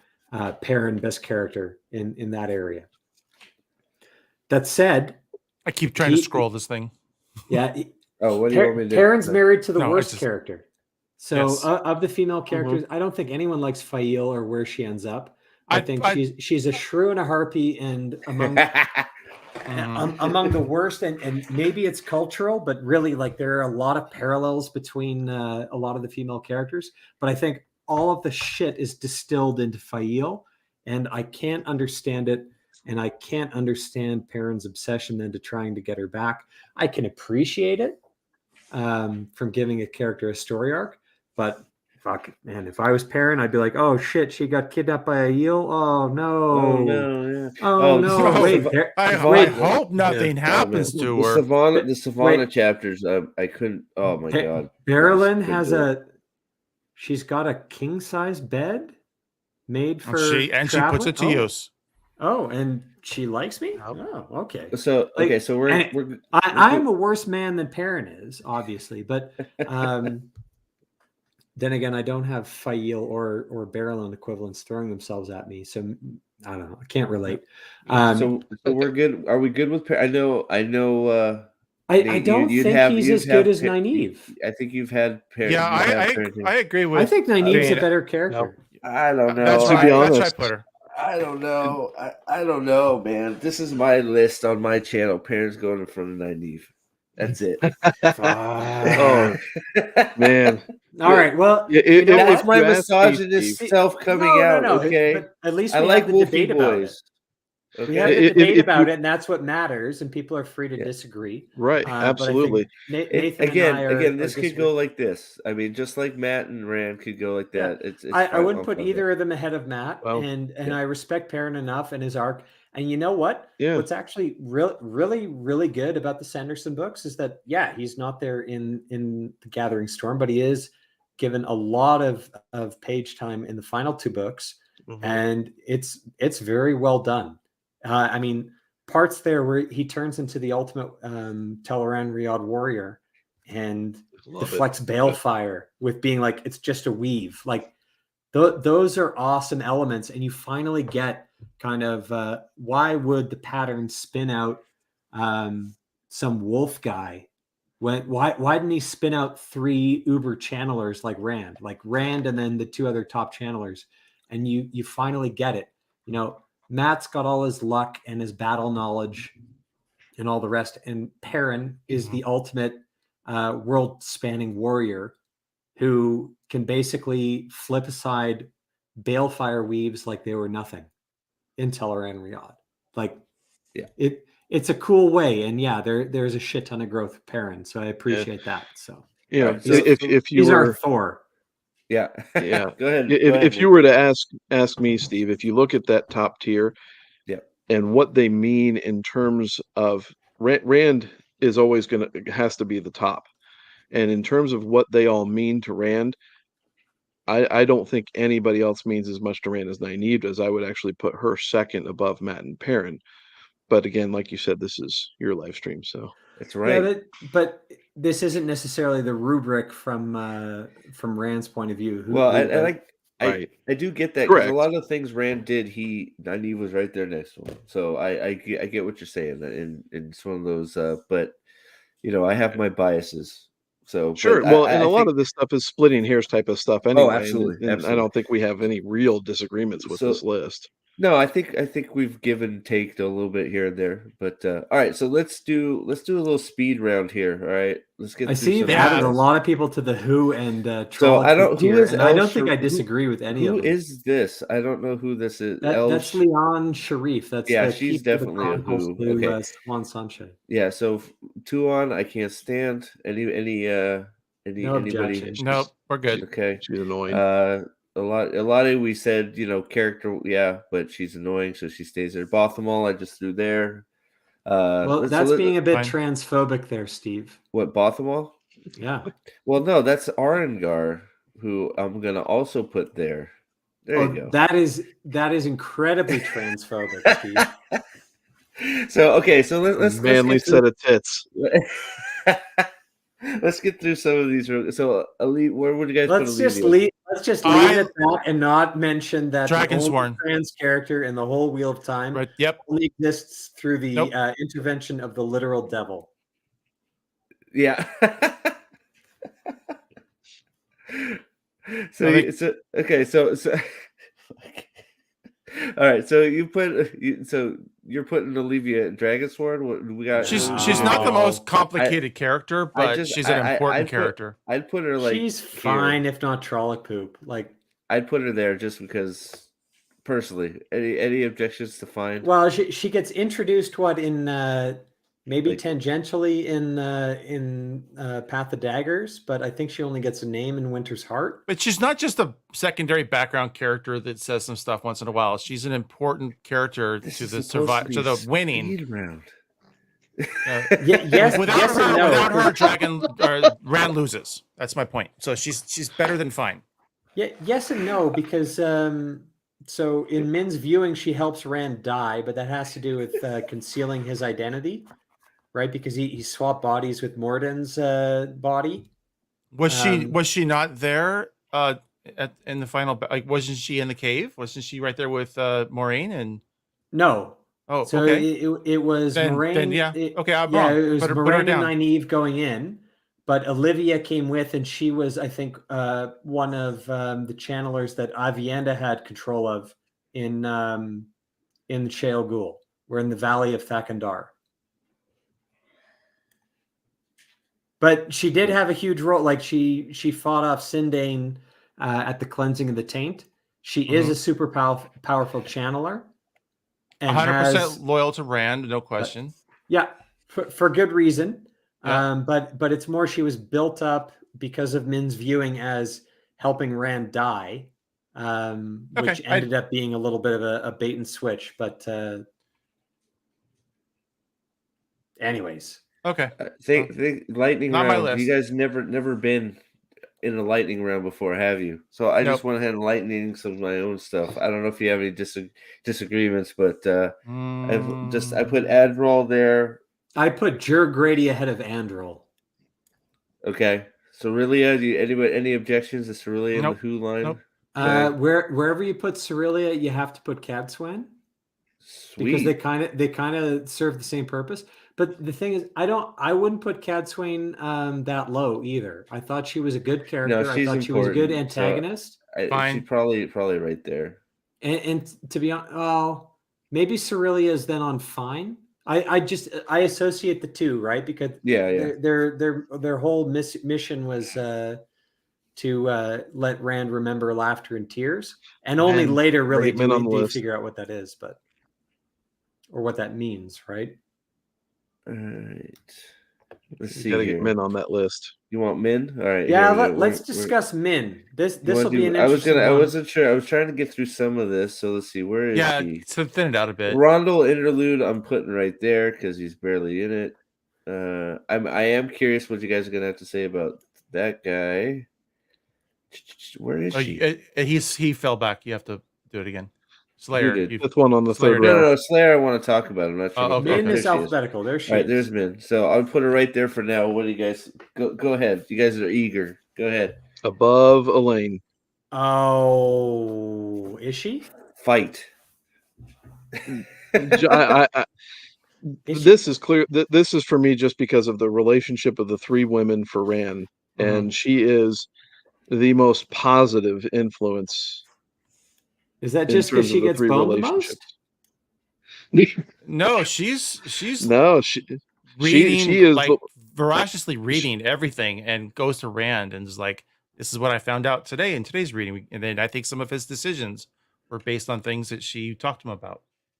So I'll agree with you. Yeah. She is probably, of the three, the most loyal to Rand, right? Because Avienda's got the loyalty to the Aiel and keeps trying to pull Rand back to what the Aiel and that importance. Elaine has got her own loyalty to Andor, and there are many times in her own inner monologue where she loves Rand but hates him for what he said or what he did, and no man gives a woman the Lion Throne kind of thing. And she has that whole frickin' securing the Lion Throne arc, largely because of she doesn't want to actually get anything bequeathed to her from Rand, even though that would be so much easier. So Min is just the good girlfriend. She's just the loyal, always present. Yeah, it's kind of like that. She is the one, like, she. Of the three girls, she's by far my favorite. Yeah. She gripes about it, being like, I can't believe he made me do this, or the things I have to put up with, like men and the wool-headed sheep herder. But as far as, okay, so here's the other thing. We know Rand is going nuts when Min comes back into the story, right? But it's right when, Elaine doesn't show up. She's gone. Avienda just took off, and Min shows up. And she's there through everything that's going to drive him even more insane, getting captured by the Aes Sedai, being put in the box, all the terrible things. She's with him through to the very end. Is there, like, if Min was swapped out with one of the other two, would Rand have gone completely insane beforehand? Or was Min keeping him sane?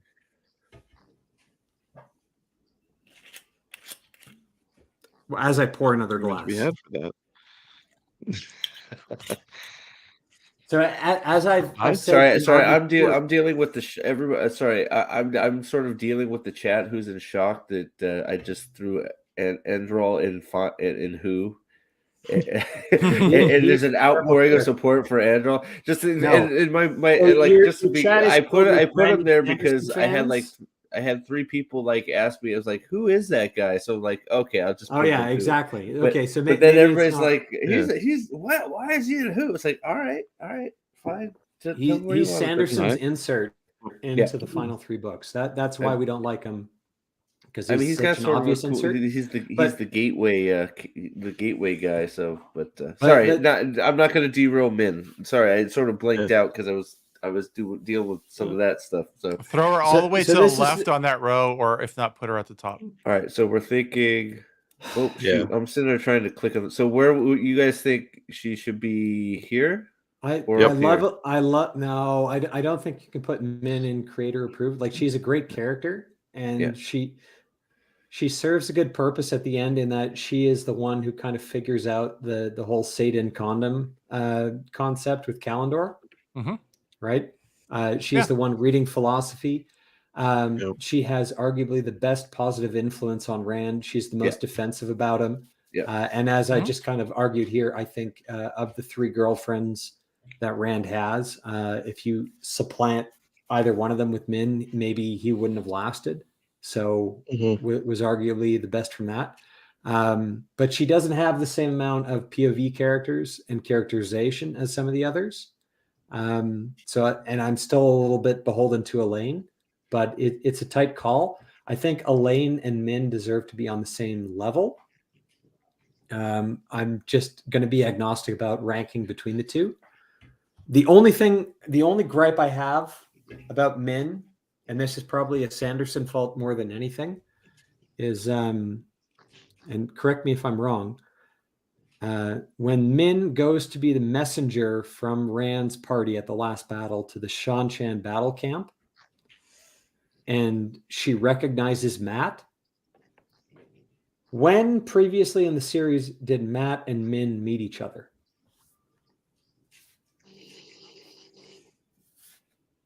Didn't they meet in Whitebridge? Barrelon? Not really.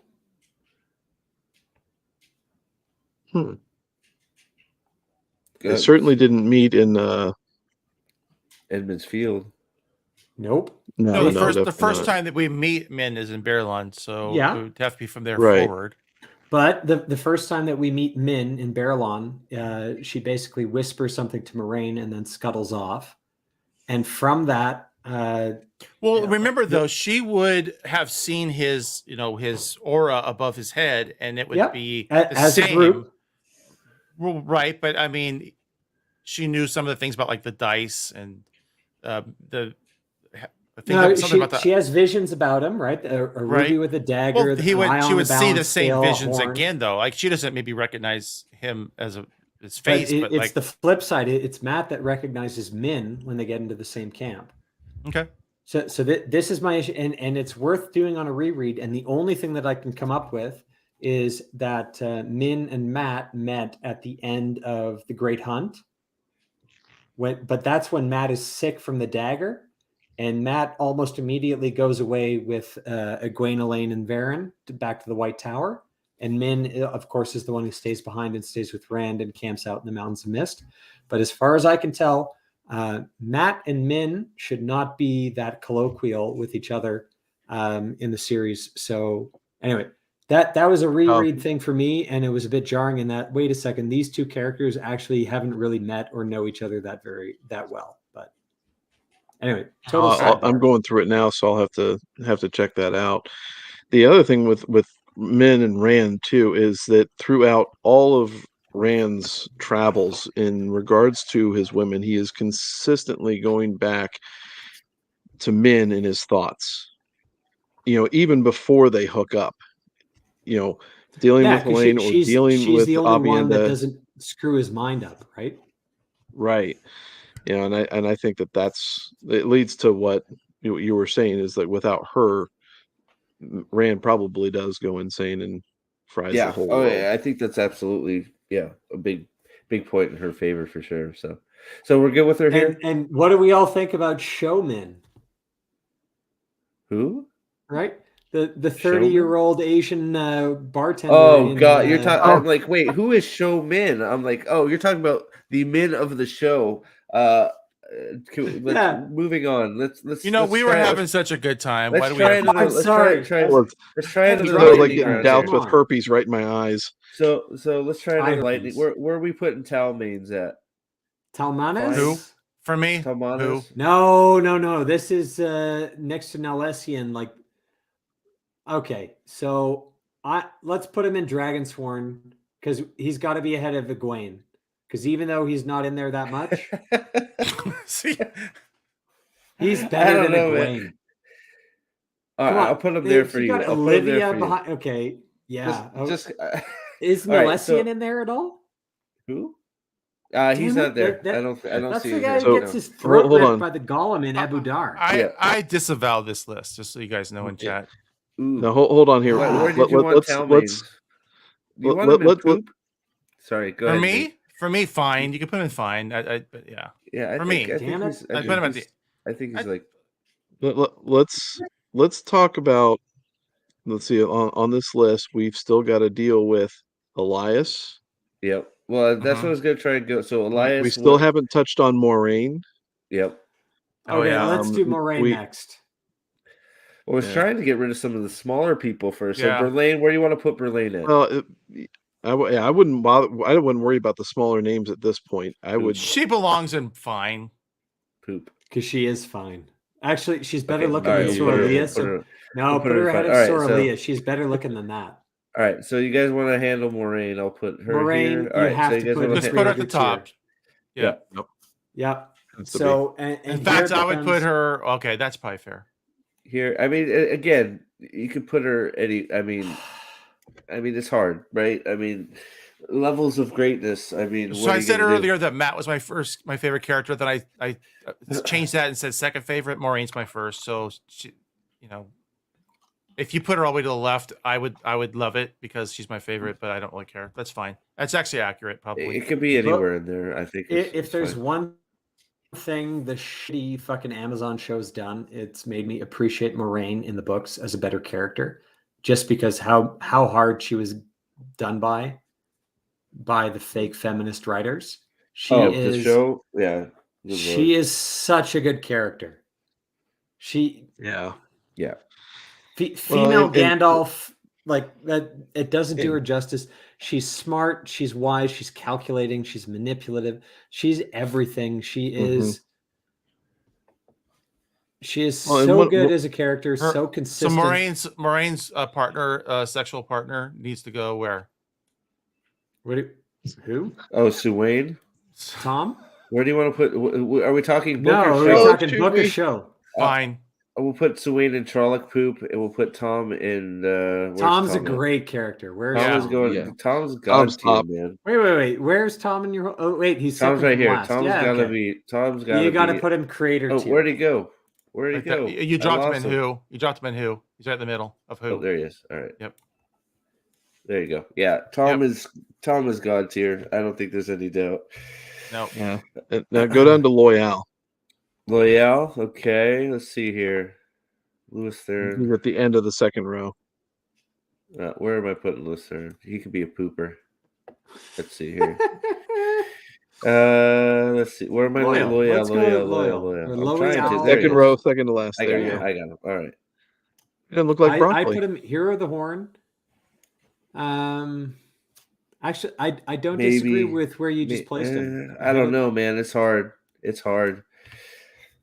I don't know. So Loyal is the obvious author insert. He's so good. That's not a bad thing necessarily either. No, no, it's not. He explains. Well, I just saw somebody said something about. Yeah. Sorry. He's actually needed in the early books as far as being the one who can navigate the way gates, which is something that is robbed from him in the show. Yes, and it's a big inconsistency in the show where it's like, all of a sudden Moraine is the one who can open and close the way gates, and you don't need Loyal to begin with. Like, so not to go on a tangent about the show, but they completely rob Loyal of all of everything that's important to Loyal in the show.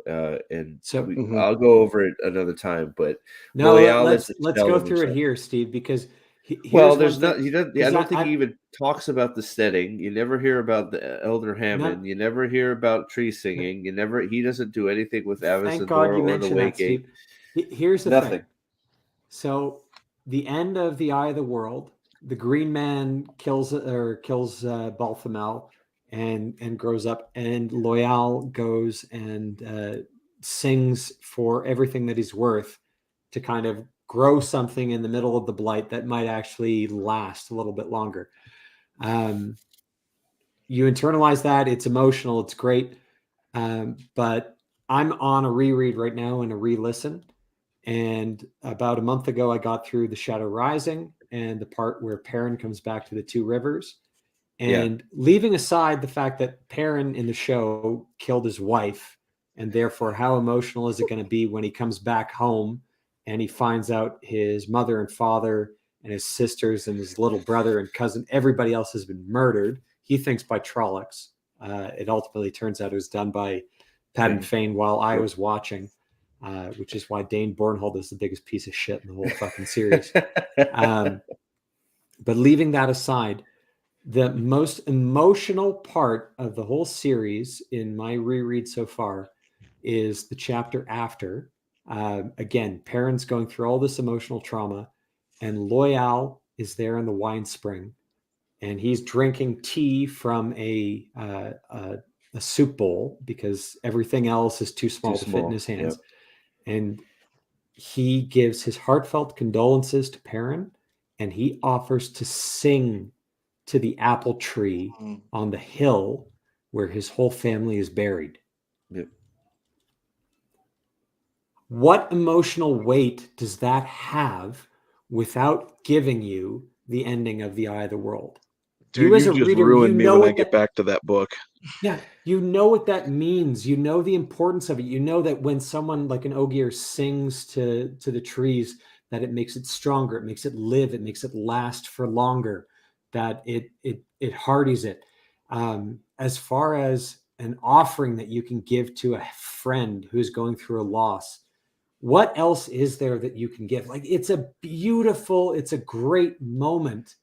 And I'm sorry, like, this show, like, you're just robbing great characters of great moments when you decide to just take even something that you think is trivial and you can't cut it. It's like, sorry, you should have had a book consultant that wasn't named Masara who just greenlit everything that you wanted to do, because someone who knew the books and basically when they saw the script and said, well, why isn't Loial going to the Eye of the World? Why isn't he singing to the tree or to the Green Man? Why isn't he opening the way gate? Why isn't he doing all this stuff? But why isn't he doing that? It's, well, why is that important? And then a true lore expert could basically explain, because you're going to get the best fucking payoff you'll get in your entire series, and it's going to be right here. Go read that chapter and tell me that isn't awesome.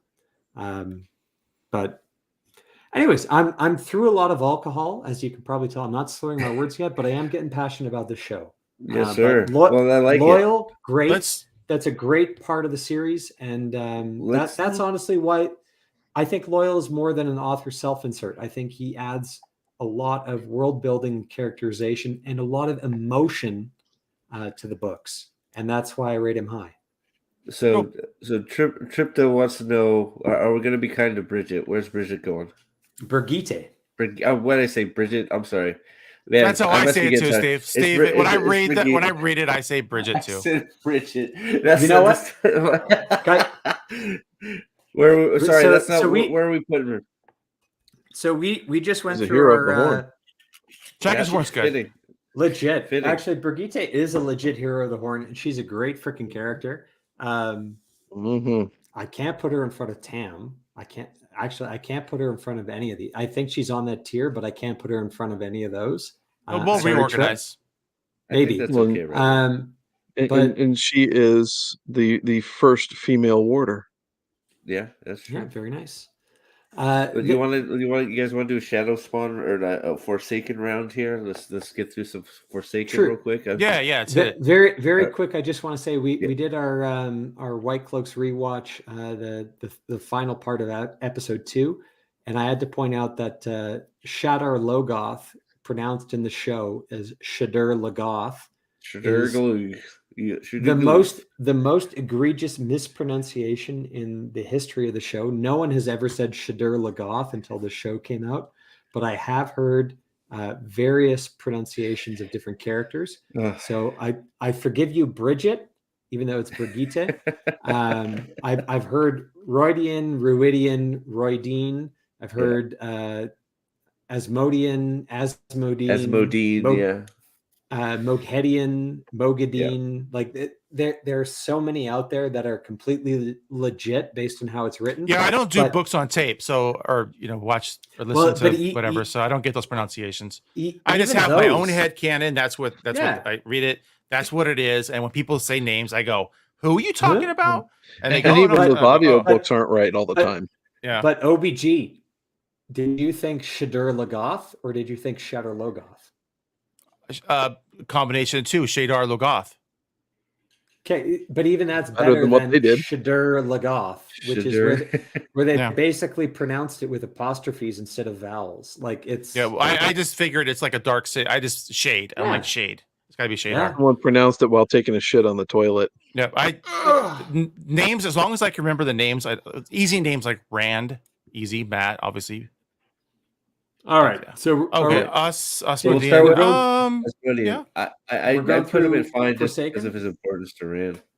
Yeah, we'll go through some Forsaken here. What do you think, Asmodian? Creepy ass fucking picture. It's a weird picture, isn't it? Yeah. Like what is that? Mm-hmm. Like, so you could at least find an old picture of Mozart, right? Yeah, it's weird, but we go with him at fine. I think fine's probably a good spot for him. Yeah, I have. Yeah.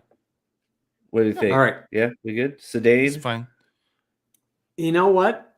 Depends where you put Lanfear, because I don't think Sindain is a better character than Lanfear.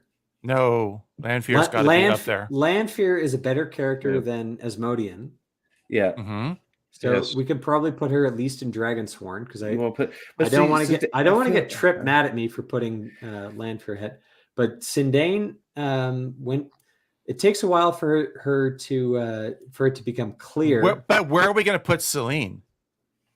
Celine is Lanfear. I don't think. Yeah, I know. That's the point I'm making. No, she's not in here, so we're good. We're safe. I guess Alvarian is sort of. She's not Forsaken, but let's put it this way: Lanfear deserves to be up higher because she is actually something from our mythology.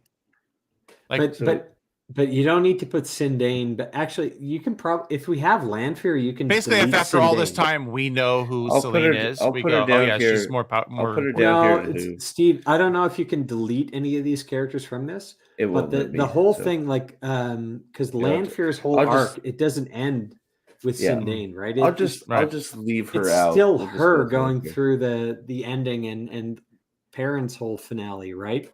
Yeah. I'll just leave her off the list. All right, so it's like we have Moradin and we also have we got Moradin and Ishmael, but those are pretty.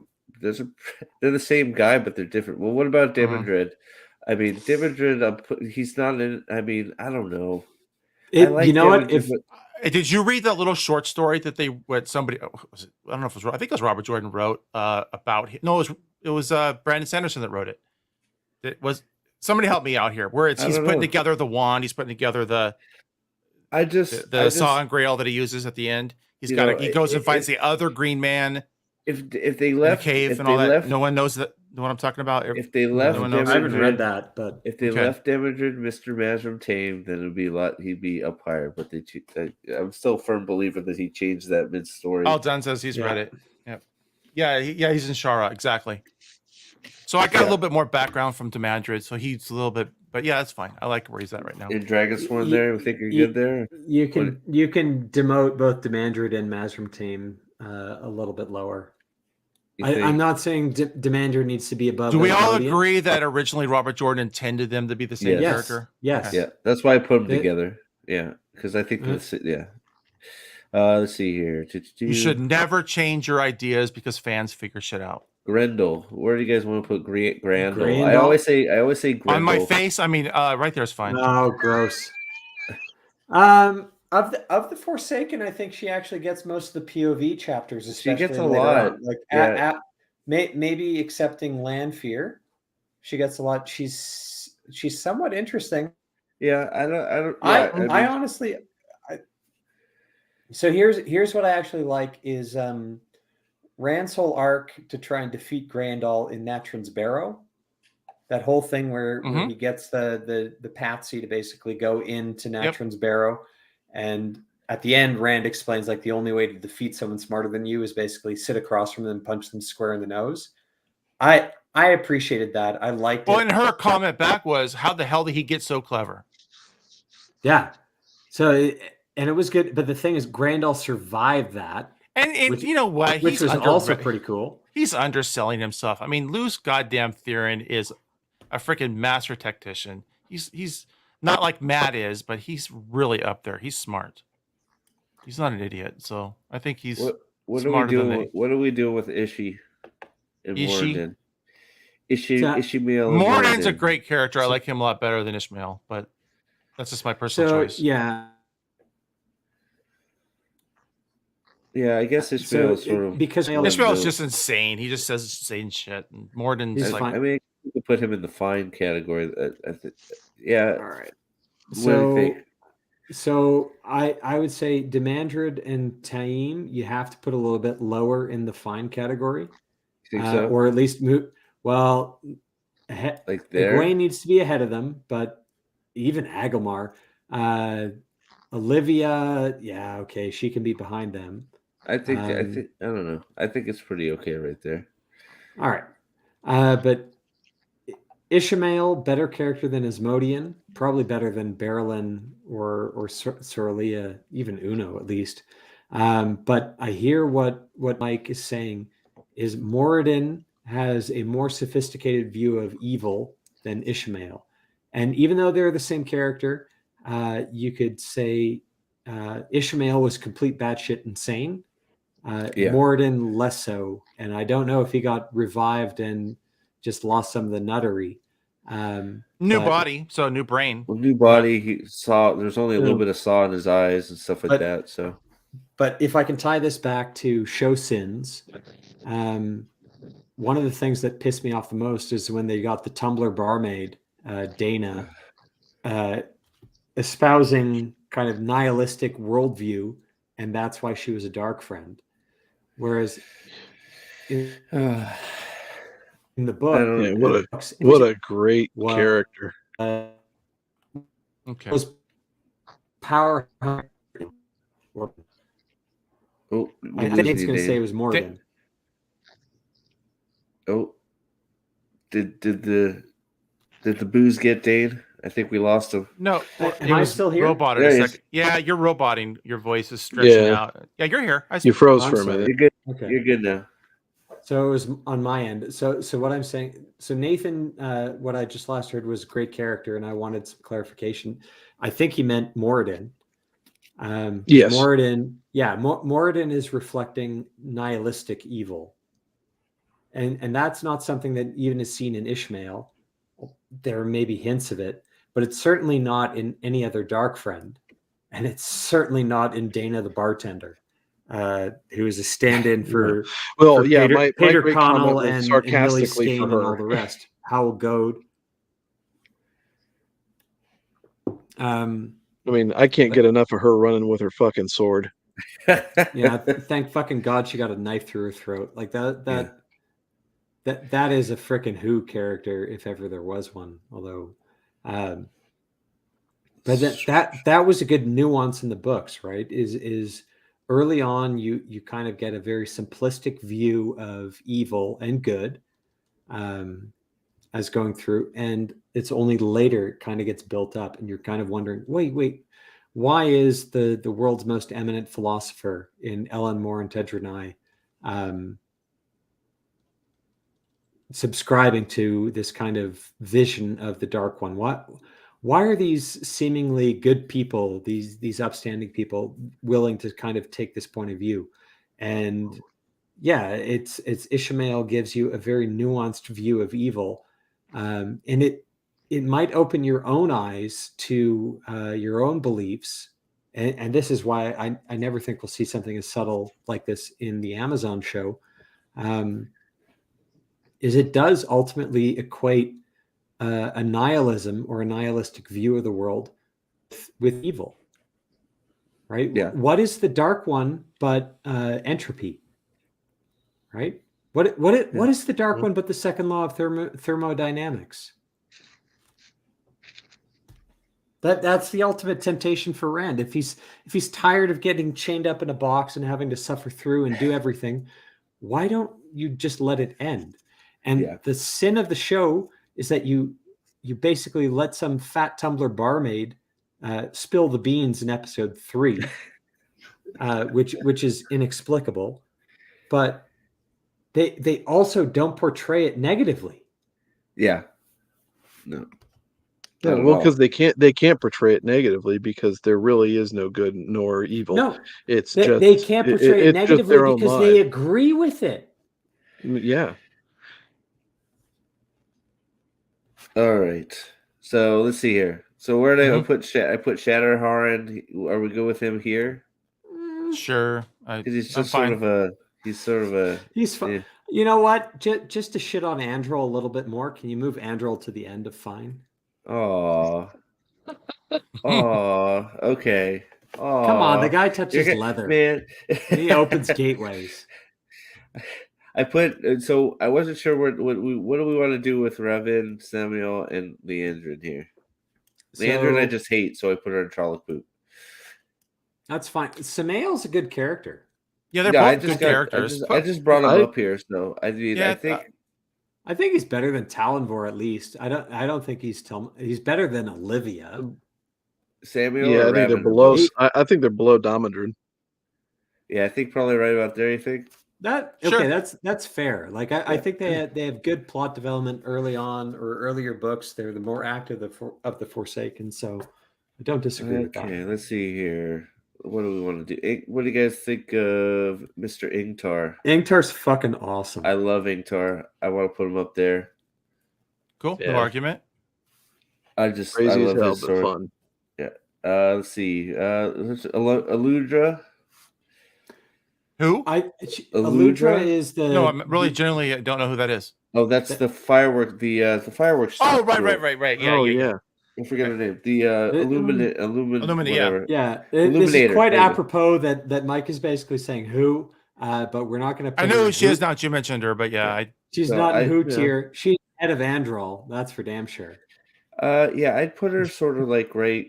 She's in Talonvor's kind of class, right? I cannot remember anything about her other than that. So for me. It's I mean, she's important to the Bell Founder and the canons and stuff. I put her there. Oh, yeah, all that's true. But I just, like, if you ask me, name something about her other than her name, I wouldn't. Yeah, I don't even know her name. So I know that she existed. Oh, Bail Domon, my favorite non-important character. I just put him in. I love him. Bail Domon's great. Edgianan, not so much. Yeah, where do we want to put Slayer, guys? Slayer it's an interesting thing, and I've been thinking about Slayer and the whole two souls thing a lot, and I'm beginning to kind of wonder, is that an element of Teleran Riyadh and the ability to be between the real world and the world of dreams, because he is the man with two souls, and is Perrin and all those Wolf brothers kind of something similar? Yeah. In that, are they two souls in one?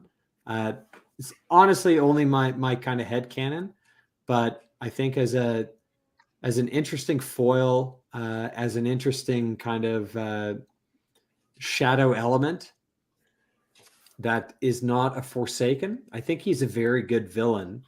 And he's got connections, obviously, to Rand through Luke and to Lan through Isam.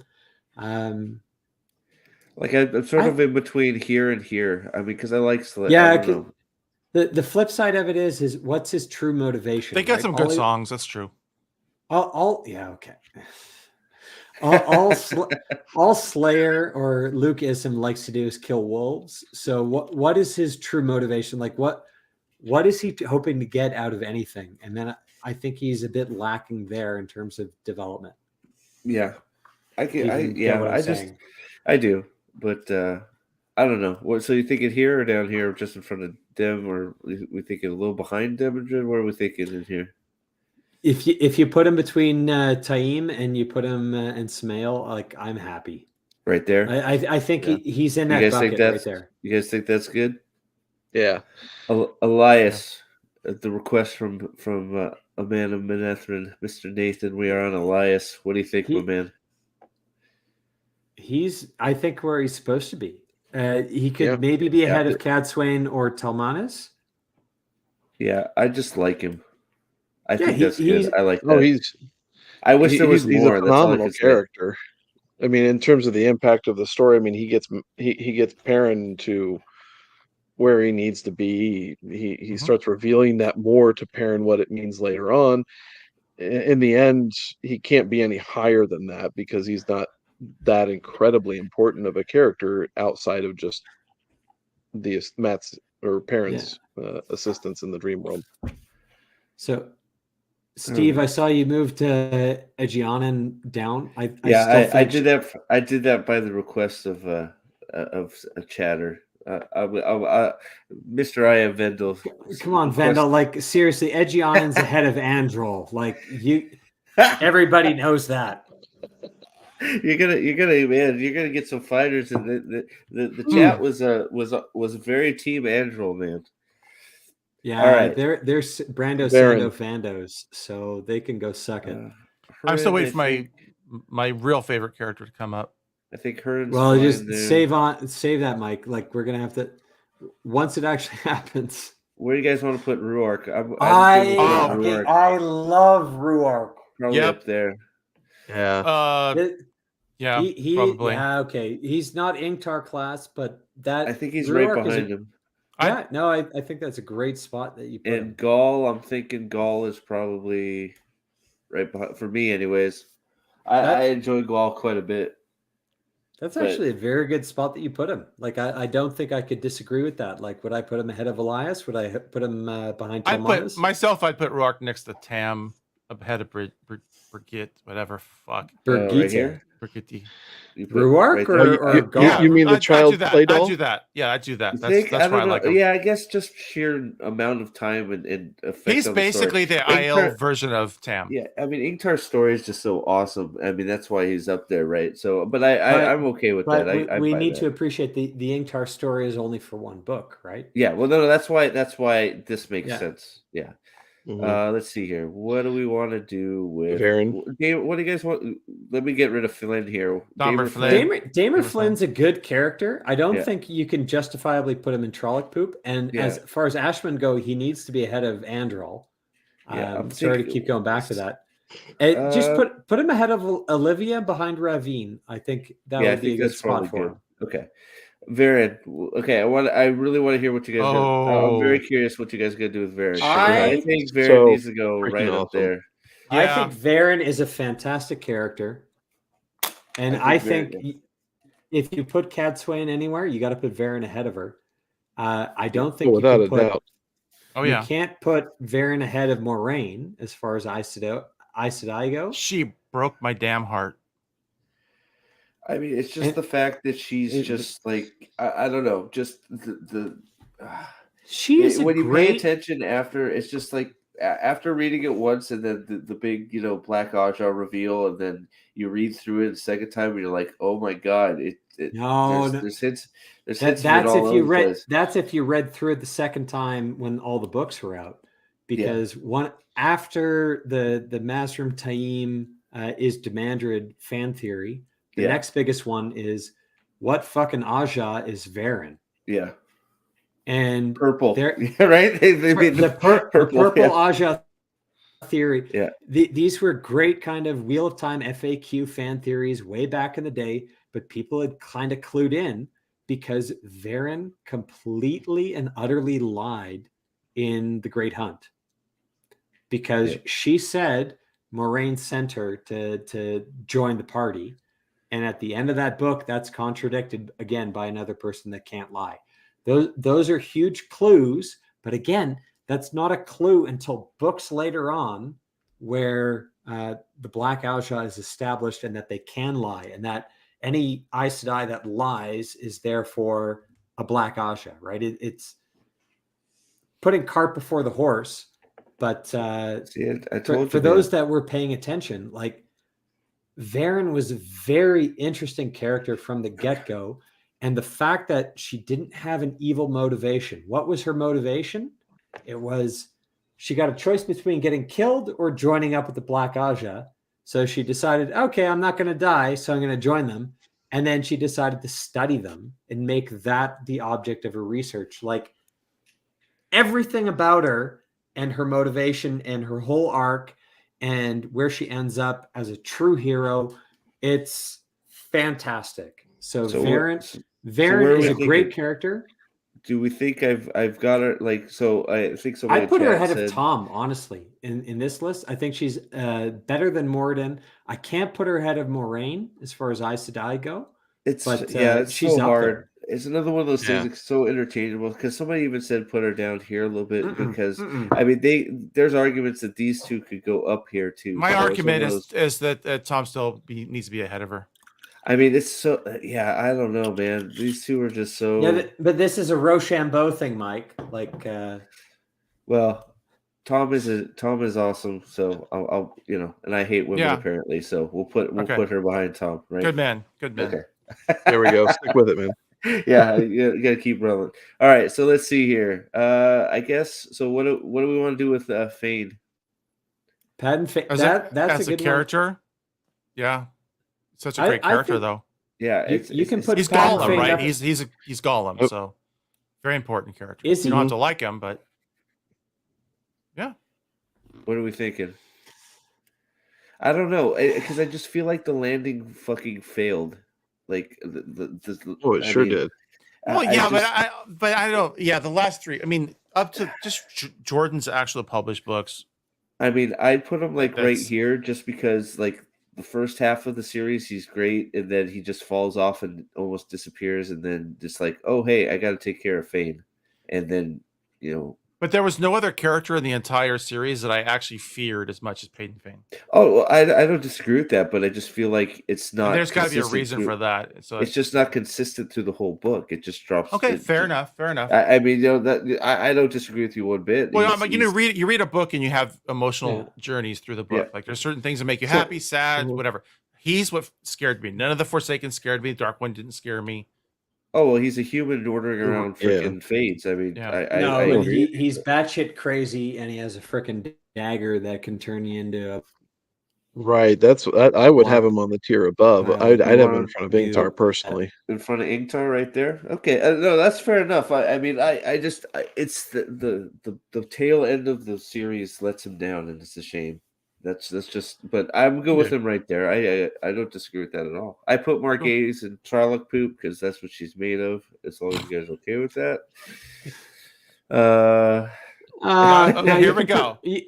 That photo's bad, but you can put more. Here we go. Okay, wait. We're here. We'll put that back because I feel like that. Okay, so what about Ulver? Ulver's great. The new horn sound. He's not super like right there. Wait, he's not here. Maybe there.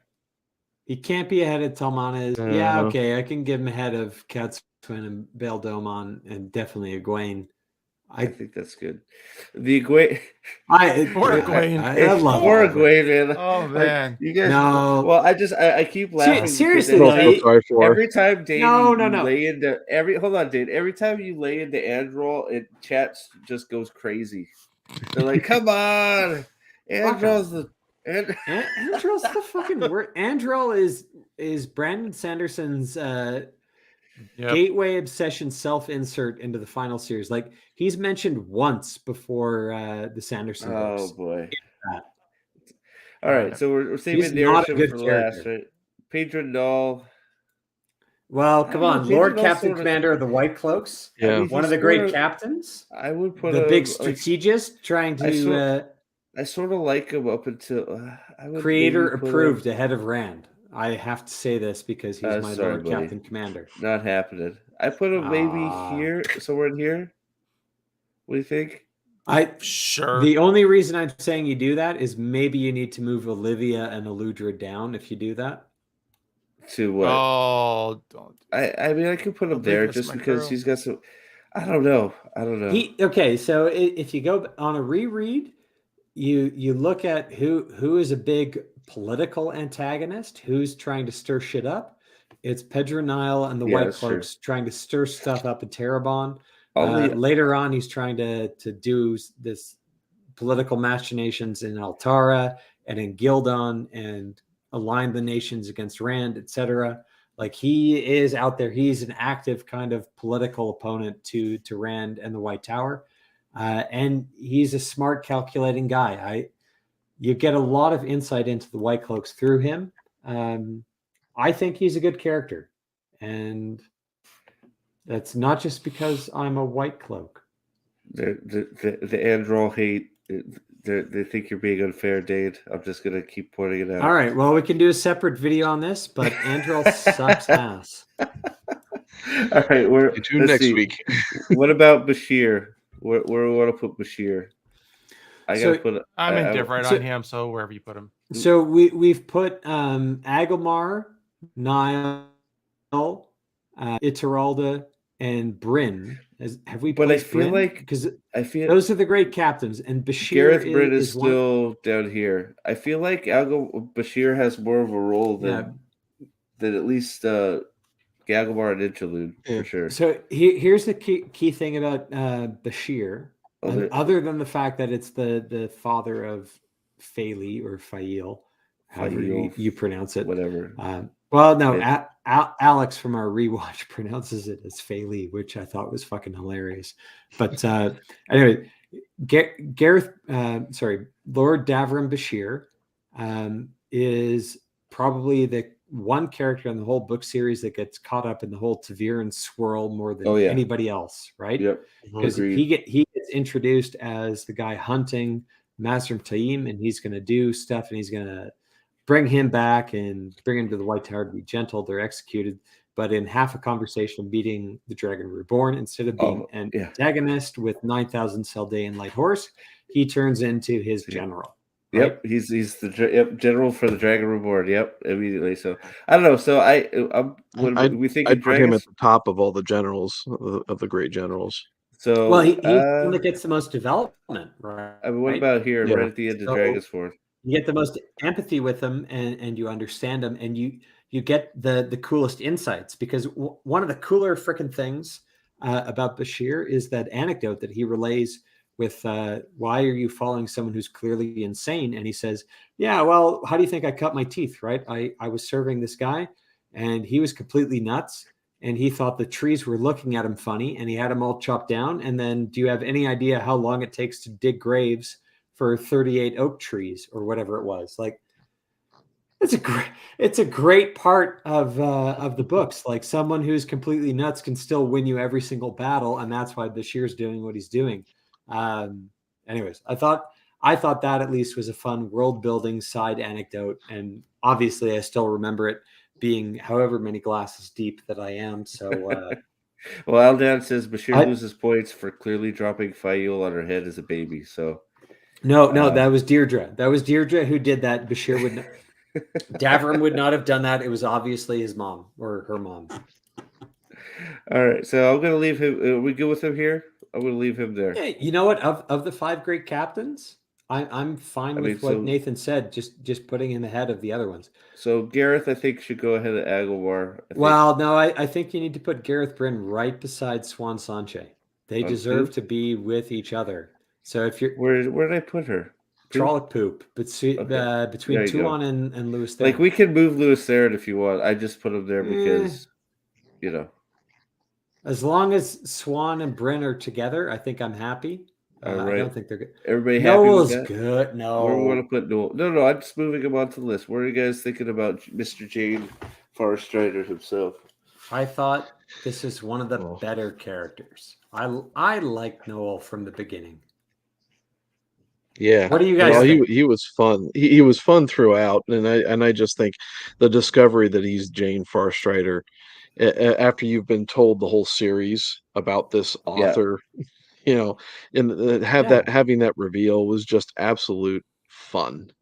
And so Dragonsworn's a good spot for him. I'd probably actually put him ahead of Elias, to be honest. Oh. Well, yeah, I think just for sheer amount of, I mean, Elias just doesn't. I like. So here, Elias is you get an emotional damage here is who had the better ending, right? So Elias. Oh, that's clear. Yeah. I don't think Elias had a good ending in the series. Like, I don't think that was rounded off, but Noel, and maybe this is a reason maybe to bump him up a little bit. But he had a great ending because he had a hero sacrifice at the end of the Towers of Midnight, but he came back for Oliver, which is one of the most emotional parts of the last battle. Which is, he blows the horn. Oliver, in desperation, gets everybody coming, and who is it? It's the one person in Oliver's life that ever came back, and it was Noel. And yeah, fantastically written part, fantastically written completion to a story arc. And for that, you know what? I kind of got to give it to Noel or Jane Farstrider on this one. Yeah, I'm with you right there. Yeah, that's why I put him there. He's right in front of the line, so that's good. You know what? In all honesty, you could probably bump him up a tier. I don't think maybe above Ingtar, but yeah. I mean, you think here? What do you guys think? Ahead of Grandal for sure. You think right here? Maybe. Yeah, I'm fine. I'm for that, but okay, we'll put it there. Yeah. All right. So what?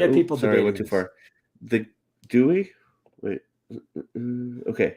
Okay. So Galad, where we put Galad? No, we got to save Galad for last or Galad for last. All right. So I'll put Galad. He's our chief White Cloak, so we're gonna open up a can of worms. All right. Where we got Gawain? I don't think so. I think we're on the same page. Huh? Yeah. Put him in freaking not just Charlotte Poop, but maybe. Man, I don't know why he gets so much hate. All right. Well. I do. He's a shit person. Oh, he's. Yes. As what was pointed out in the White Cloaks rewatch, which if you haven't seen it, go watch it. Everything that the show did was to basically explain why Gawain is a piece of shit. And the reason why is because Rand banged Egwene first. So the whole animosity between Gawain and Rand is completely explained by the fact they're Eskimo bros, right? You ruined the whole show, but you fixed Gawain's story. Yes. Where we put Logain, Phyllis? Logain's phenomenal. He's in that hero. He is the seal breaker. He is. He's definitely above Ingtar. As a character, I'm not a fan, but his importance. See, I'm agreeing with Mike on this one. I don't think Logain is actually that great of a character. Yeah, I don't think he has. I like the idea of him, but it's like it's not. Yeah, but I agree. Let's keep in mind with Logain's arc, how much of it is the result of his own action, and how much of it is the result of what happens to him. Yeah. Well, most of it is what happens to him, and then it's being gentle than being healed. Those are things that happen to him, and then it's mostly his big decision that he has in the story is in the last battle. Yep. Chat's saying Logain goes after Androl. Okay, so after Androl. Okay. All right, I'll go. The chat is spoken. Logain after Androl. Done. Okay. All right, but if we do that, we have to move Huron up because everybody hates boss. Yeah, we can. I do like Huron. We'll put Huron there. I agree with that. We'll put him there. I really agree with that. Asmodean, yes, Shadow. Okay, great.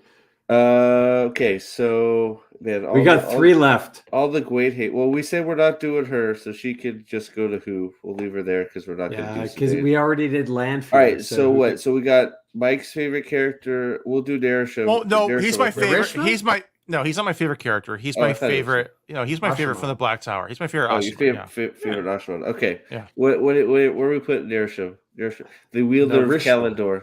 Narishma. Is it Narishma? He's a Narishma. He's a sweet I can't kid, pronounce obviously shit, Dana, right? Come on. Jahar Narishma. Yeah. Okay. I can't pronounce anything. I can't pronounce my own name. I like his character quite a bit. Exactly. I put him in my choice is Dragonsworn. Don't care where. Just somewhere in there. So we're Dragonsworn? Okay. Somewhere in Dragonsworn. That's my choice. That's my So he is a good character, right? So yeah. Who are the 9? Here's a trivia question for you guys. Who are the 9 Ashman that get assigned to Rand? Oh shit! Right at the start of we got Grady, Narisha, Dahmer. Dahmer. You got Dahmer Flynn, Eben Hopwell, Evan, yeah.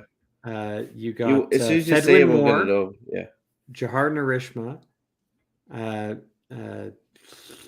Fuck, I'm struggling about my own freaking thing, but cool. You've got Deshiva. No. You got Deshiva, and then you've got the two that Jer Grady and what's his nuts that go with Perrin.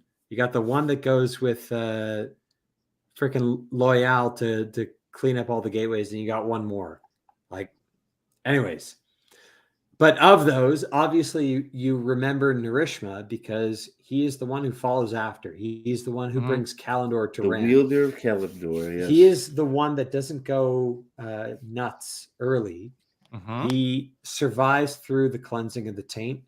He obviously he gets cucked a little bit along with Flynn and whatnot because they get bonded by Aes Sedai. Yeah, but he's not complaining.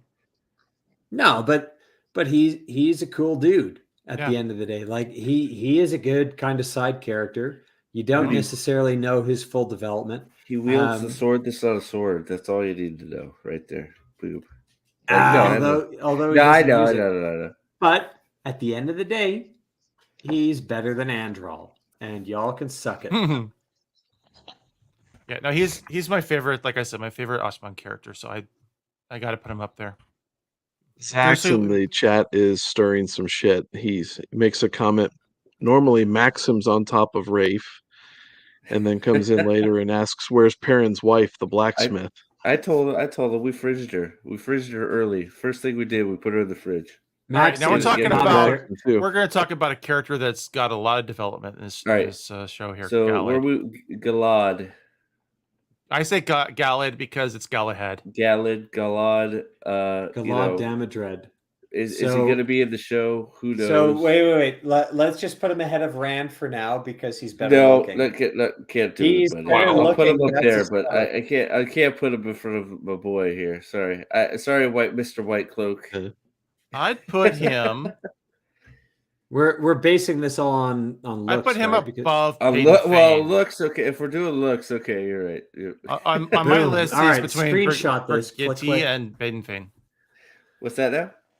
So for me, I'd put him up right there. Right there. Up here, right there. That's right. I'd put him. So here's myself. That's my choice. So that's a good place to start. Here's one question for you guys, as far as Galad goes. Is he a iconic character, or is he a character that has some growth? Both. I think both. I mean, more growth than I mean. He has a ton of growth. Well, I start from the point of view that he is Galahad from the Arthurian mythology. He is that character. So we know who Galahad is. We've all heard of Galahad. Start from there, and then start where he was. Wait, the Monty Python Galahad or the Arthurian? No, Excalibur Galahad. No. The actual the spanking. Oh yes, spanking. The spanking. I thought that was Percival. I would say Galad is Sir more Galahad the Chaste, iconic than growth, Palin. just because he always has that "I'm honest the whole way through" type of mentality, and that gets him to the role that he plays in the White Cloaks, and then naturally ascends to lead them. So I don't know that there's necessarily a crap ton of growth with him. I think there is, because it's that whole part with Perrin's trial. Yes. Right? Where he gets Morghese, who is his stepmother, but who he honestly believes is light made flesh.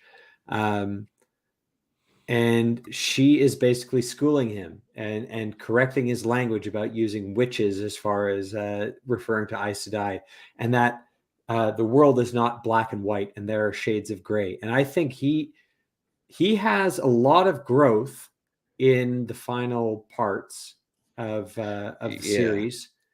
But at the end of the day, I think he still stays true to his character, which is that he will always do what is right.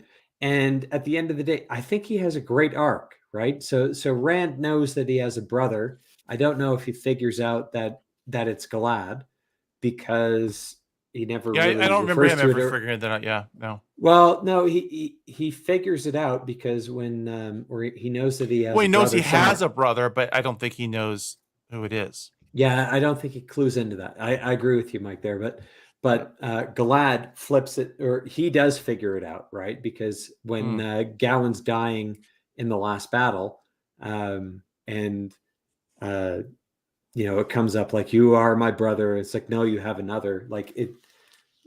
Gowan spills the beans that Galad is brother is to the Dragon another Reborn. Skywalker. Okay. Let's not ruin that for everyone. It's a touching moment as long as you don't relate it to another IP. But yes, it's. So we were here. Is that where we wanted? But this was my list, and I was in charge. That's where I'd put him. But what? I'm making the case, but I can't disagree with where you put Galad there, just between Roark and Brigitte, because I think he's a great character.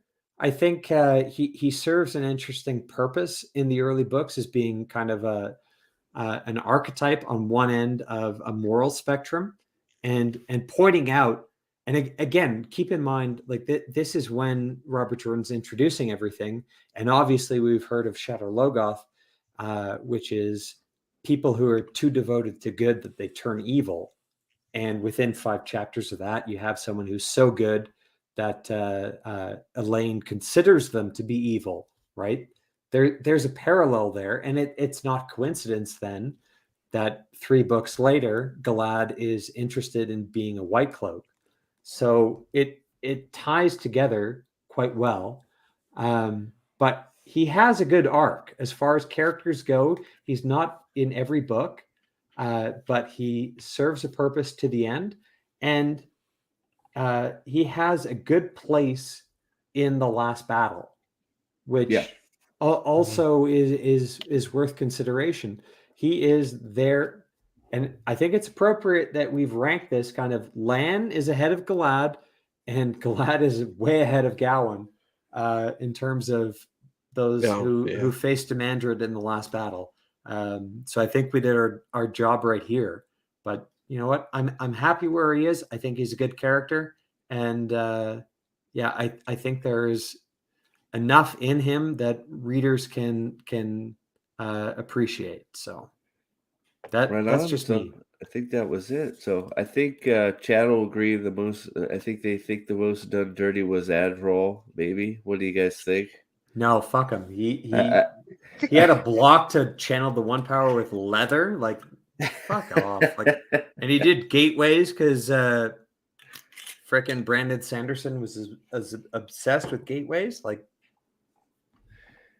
so he's not a good character. So he showed up, like, he was first introduced in like Knife of Dreams, and he wasn't that good of a character, and he had a flaw, and he found a talent, and it turned out to be that his talent just happened to coincide with Brandon Sanderson's obsession with the 1 power and the one ability that he thought was great. He was not a good character. He was a new writer's insert. And essentially Brandon Sanderson thought that there were some loopholes in the 1 power that Robert Jordan didn't plug. No, for example, making gateways you can look down and your other gates in the sky. That's not a necessary loophole, but it's more like if you have a hard magic system that can do X, Y, Z, well, why can't it do ABC? Well, that's what I mean, though. But I mean, Robert Jordan would never have done have a gateway on the floor where people look down and then it's looking out over a battlefield. I don't think they would have done that, or he would have done that. The diverse. That's a Sanderson idea. Yeah. Yeah, and you know what? It's not a bad idea. No, it's what you should have done. It makes sense. It's logical. It's a very good idea. But I think it's outside of what Robert Jordan would have done. You don't need to make a character that has no ability whatsoever, except for the one ability that you just want to highlight to the umpteenth degree. Opening gateways, shooting cannons through, closing the gateways. Great, all great ideas, all logical. Yeah, logical, but you don't need Androl to do that, right? Sure. And the fact that you get so many Androl chapters and you get a mad ending that's sure, like I'll finish your chapters. series for you, but I get to put myself in the book. And that's the gripe about it, right? It's he is not introduced until Knife of Dreams, and then as far as POV chapters or chapters about him, he outweighs a lot of established characters. And at the end of the day, I don't Steve, think where are you on the list? I didn't see your name come up. So I finally got Vendel agreeing with me that Andrel is the Steppen of the Brandon Sanderson books. No, I think Vendel's been agreeing with you the whole time. It's Dovey and there's been a few other people going, Andrel needs some loving. I don't think there was a prophet on here. I didn't see him. So where's Massima? He's not here. That's all right. Well, let's put him right after Rand. We got Masana. Yeah, we got Masana, who I just threw in who because whatever. But if you just taking a quick glance over, is there anything you guys would change? Like, I mean, obviously, there's a lot of stuff that could be Steve, moved around. Can we go? Can we go either starting at the bottom or starting at the top and go through within each tier? Yeah, well, I mean, we'll start with who. That'll be. I mean, who doesn't really need to be organized, does it? You think it does or no? No, honestly, not really. Who is who? Like, who is all just like... the only thing I would change, I didn't see you guys talk. I must have gotten up for a second, but Lews Theron, I just said I threw him in there. No, I just threw him in there because I was... okay. So I would be more than happy. I mean, he is the dragon, so he needs to be up at the top just because he's a dragon. But Semirhage is one of the better Forsaken, so I wouldn't put her down far below the other ones. Yeah, Samurai gets a little bit. Yeah, I forgot. She's a pretty good one. Like, so, as far if you had 13 Forsaken and you get captured by any one of them, it's like last on your list would have been her. So yeah, I think that's good. Also, I don't know where I put Mogadine. Mogadine probably could be a little bit higher, but I mean, maybe put her in there. She's she's a little bit of a weasel, but. Sam B says I really like Zenobia. Yeah, I did too. I think that's a name from Conan. So let's see. Okay, so you want Trolloc Poop? Are we organizing Trolloc Poop? I maybe are we playing in the Trolloc Poop a little bit? At least ahead of 2 on. Where do you want that? I'm sorry. What? Who? Morghese. I like Morghese more than 2 on. Yeah. Okay. Am I the only one? That's fine. You're right on there. Alana can go right there. Yeah, Alana. One has to be with Bryn. What's that? Oh, so one's got to be okay. I'll fix that. Sorry. There you go. Yeah, but that's I got nothing against Swan. I really don't have any. I like the way she talks about fish and cusses a lot. Put these all last. I hate all fetish. No, fish. No, fish. No. Fetish. She's a fisher. She's a fisherman's daughter. She always talks about and fish and analogies and metaphors. The language. Anyway. All right, so we're in fine. Here, what do we do with fine? What do you guys think? Okay, we can't promote Egwene above this. That said, I don't think it's a hard, fast rule. I don't think we can. I think we did a very good job with fine. Just this organically. There was a couple comments in the chat about Ishamael. Why is he there? And I mean, we've got Morden up. Yeah, Morden. Yeah, so chat needs to appreciate that Ishamael was a nut job until he died in book 3. I mean, he chasing that whale all over the place. It just got to drive anyone insane. Call me Ishmael. Well, that was Captain Ahab, but anyway. Do we want to move Lews Theron up more? No, true. No. We'll leave him here. Lews Theron, as far as he is in the books, was a nutter who was kind of annoying for the most part when he interjected inside of Rand's internal monologue. Yeah, I'm okay with it. Because all he did was cry. I don't think it was fair being all the way down there, but yeah, I mean, we're not talking about. I think he's fine in Dragonshorn. I appreciated his impact on Rand and nearly driving Rand nuts was kind of a key. He was driving Rand nuts. That was right. He was the result of Rand going nuts. Though was the disintegration of the barrier between the two souls, or the two positions in time of the same soul. So interesting, but at the same as a separate character, like he was a mopey, whiny bitch. Oh, sure. For a lot of it. Well, I mean, they bring up a good point. I mean, I think Ishmael, they're both crazy. Ishmael was better. I liked Ishmael more than I liked Louis Theron in the book. If we're talking crazy to crazy. Yeah, what I do here, Steve, is I'd move that Louis Theron down a little bit. I wouldn't promote Ishmael because Talonvor was pretty based. If the only thing I'd say in fine is Olivia. Berlin's better looking, so where Elaine is down there. Yeah, between. Yeah, she's a little bit better looking than Sorelia. Yeah, you don't have to fix that on my account, but all right. So we got did we do Dragon Sword? I think we did. Well, did we? I started moving around a few people. What do you think of where we're at? This is surprisingly good. Well, so Semerhage and Grandal, like I know they're up there. I still think Semerhage is a better villain than Grandal. So they want. So what do we think about? It's a close fight. I'm getting some. So they want Interlude bumped up. Do you think he needs? Do we think so?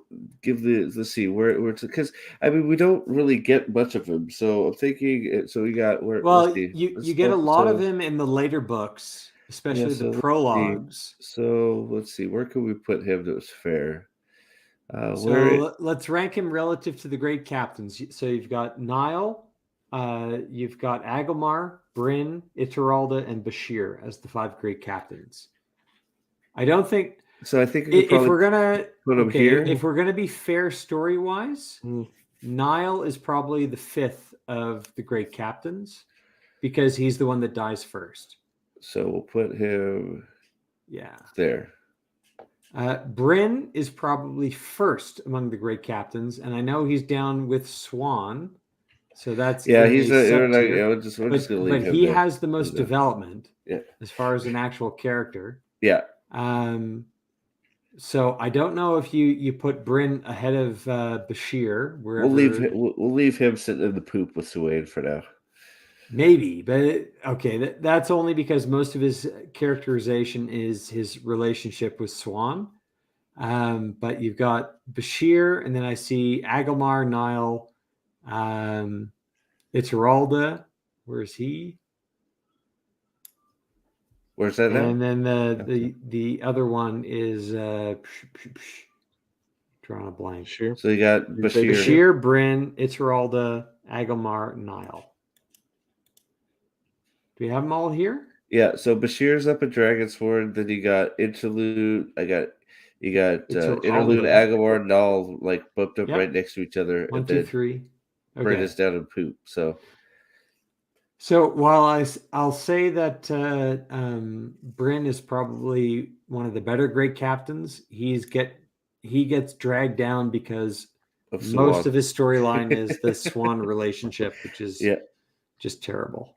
Agreed. Yes, sir. All right, so we're happy with that. Are we happy where Interlude went, chat? We've moved him up. Be interested to see what you guys think of his new position. Second among captains. Come on, if you're between Flynn and Olivia, I don't think you can disagree that much. All right, and we did Dragon Sword. All right, so Heroes of the Horde. What do we think?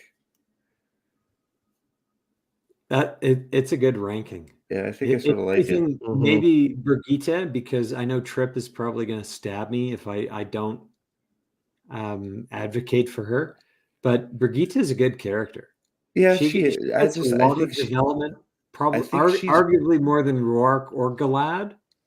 I think she's pretty solid right where she is, though. I don't know. I think she fits it in there pretty darn good. I don't know.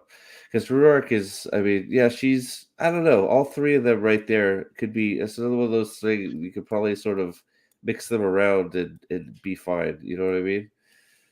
She does a good job of putting Elaine in her place every now and again, too. She does. Yeah, like reining in Elaine. which helps Elaine out as a character. So you want to move it like that? We could do you that. know, I really agree with that, and let's keep in mind that Brigitte is a character that you get introduced to very early on, right? She's there in the Great Hunt, and she's there to the very end, and for a large part of it, she's an underpowered character, right? So she's this superhero when she gets called back from the Horn, and she can blow up Shanshan vessels with a single arrow. But in later parts, when she gets ripped out of Teleran Riyadh, all she's an archer. She's a soldier, right? Yeah. Well, it sounds like Vendel's going to bed. Last thing, or taking off at least. Has a parting note. F. Androl. So when the Androl Wars have begun. Now the other thing too about Brigitte, if I recall correctly, in the Great Hunt, her first line is poking fun at the fact that all of this is still in relation to the dragon and a girl. If I remember her first line, I think her first line is more like it takes more than such and such to get tied to the Horn, for any man to get tied to the Horn, and then Brigitte says, or a woman, right? Of course, yeah. Of course. So it's one of those, but you're right in that I think she does quip, oh, you're saving or trying to save a girl again, Lewis Theron or Dragon. Yeah. Give me a second. I can grab the book, but I think you're 100% correct on this. So Aldan thinks Min should go ahead of Moraine. What do you guys think? Nope. Who? Sorry? Oh, what? Whoa. Nope. Wow. I'm revolting. I'm just reading the chat. All right, let's see. Wait. Aldan from our chat Min should be above Moraine. Just say. So no. Wow. No. I have to disagree. He did say just say it. That's all. Even in the importance of the relation, if we were go strictly on their importance of a relationship to Rand, you still can't put Min ahead of Moraine because of what Rand spends half of the time that Moraine's around making sure that he doesn't do her bidding, and he's revolting against her the whole time. His focus is almost in a lot of ways going anti-Moraine, but still, going on with his mission. Well, so I think Moraine's still highly more influential than Min. Well, Joviande say Tovia Sagain. I said it. Aldan that's a hot take. I love Min, but in front of Moraine, I don't know. She doesn't do a whole lot, and that's saying something since Moraine is missing for half of the series. Boom. The mid wars have started. So I tried to accept Min of the girlfriends that Rand has, probably does the most to keep him sane. Yep. And she does a lot in terms of figuring out what Calendar is for at the end of it. But I don't think we've placed look at our character, we got our Emmonsfield 5. If you combine in the first Moraine 4, and then we've got Gwen because we hate her guts down 3 fucking tiers, which is awesome. But the next one following up from that, you know what? It has to be Moraine. Combine Moraine and Tom, you got Gandalf. Oh yeah, but who are the characters that leave Emmons Field? And I know we have Lan 1 tier down, arguably where he's supposed to be, kind of after Loyal, because he got cucked or whatever. He basically lost his balls somewhere in between book 3 and 4. But I think where we've placed it, I think it's appropriate. Because I don't know. I'm looking at this. I think it's pretty good. Moraine is not a main character. She is the Gandalf. She goes through the whole Gandalf arc. The fact that they made her the main character of the show is one of the big sins of the show. Yep. But as Lord Captain Commander Sneed's Memes and Dreams pointed out, the people running the show didn't want it to be about the Dragon Reborn at all. They just wanted a show about female wizards and ignore all that side stuff. Mm-hmm. And when you appreciate that, it makes a shit ton more sense. Like, they do not want any of the Dragon Prophecy. They don't want male channelers. They don't want anything like that involved in the show. All they want is a women can use magic and they're in charge kind of narrative, go from there. And that's why you have, an episode devoted to Moraine and Swan scissoring and using magic to do it. Apparently, Min's ass is creator approved, so unfortunately, we don't have that icon. But I think something to note. But here's the thing. You know what? Go ahead. There are only 2 women ahead of Min. Well, and in this list, so we hop back I and agree. Forth. 3. We hop back and forth. Varen's a woman, dude. Come on. Yeah, but I mean, we hop back and forth. I skipped over Varen's ass, and that was not even because I was drunk. Well, what's really interesting here is in the top 10, it's split 5 and 5. Yeah, well, we hop back and forth for quite a bit, wondering if both Elaine and we split 5 and 5. 5 men, 5 women. I'm a misogynist. Yeah, we all are. How did I do that? But there was we were close to putting Min and Elaine up at that top tier. So I think it's another one of those things. I'm pretty. It's good where it is. She looks good at the front of that line, right? Both of them, and we almost included Loyal, so we almost got bunched in inclusive. Dude, we got a they them in there, right? A furry, there you go. Wait, no, we have parents, so we got furries covered. Oh, that's true. Yeah, we don't have we don't have covered as the other species. Yeah, what? Yeah. So I'm pretty happy with this list, you guys. I mean, what do you guys think? I think we've done it. I think it's now it was a hell of a lot more extensive of a list than I thought we were going through. Yeah. We're running up on 3 hours, Steve. So I don't know. Yeah. So no, well, that's why I'm probably time to wrap it up. I appreciate all of you guys, especially chat. You guys, I mean, this has been awesome. I mean, just some of the segues you guys have gone down and just had back and forth about it's been awesome. So I really thank you guys so much for coming and spending all this time doing it. If I do it again, I will make sure it's a much shorter list. I didn't realize, first time doing anything like this, so I didn't realize how much we had to say about each character. To be honest, I mean, almost everyone. Steve, I think we had really good debates. I think maybe we didn't have the most diverse points of view. So if you ever want to do this, don't give it to me and Nathan and Mike as far as points of view. Try and get Aludra and Trip and someone else from the Discord on there. Would you still be arguing about the first one? No. Oh, okay. Rand is set in stone. He is the no. The first. Okay. Yeah. Okay. Yeah. I'm just wondering when the argument would start and how far it would go. No, I think honestly we had good arguments. We debated it. I think hopefully chat's gone through this and are making their case. All I'm saying is if we do this a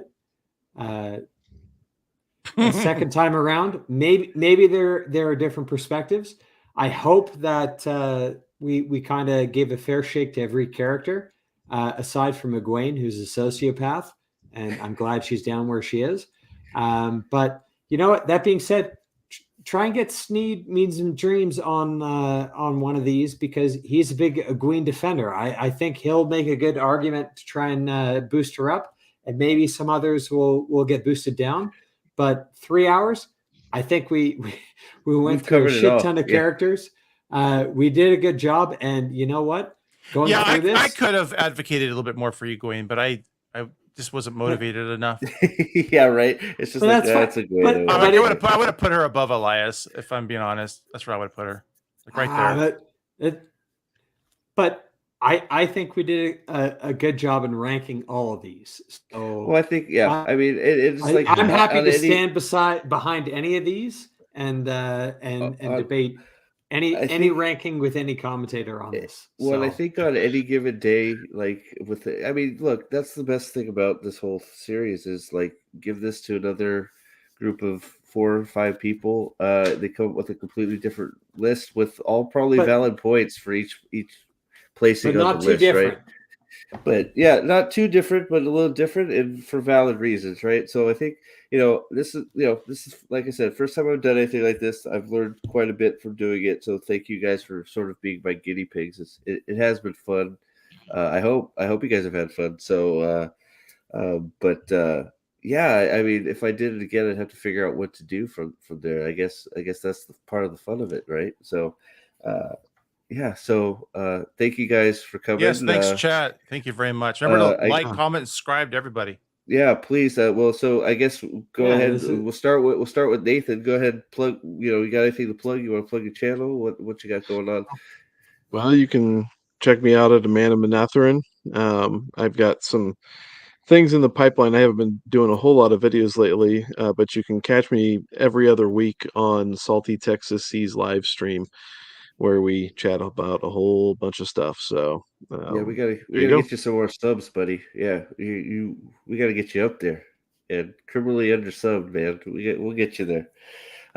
Dave, you got anything going on besides for the White Cloaks rewatch? Go ahead. It's we got the White Cloaks rewatch going on. White Cloaks on YouTube. You can look us up. We're doing a rewatch. We're trying to add additional content. We've got like next to no one subscribing, but we're there obviously on the Discord. So people who are subscribed to that, people who saw my horse dick meme should probably know who I am as far as that goes. Trying to grow our presence. We're doing a rewatch of the first season because no one else is, and trying to point out things that are flaws in the show, obviously, that maybe no one saw on the first time going through.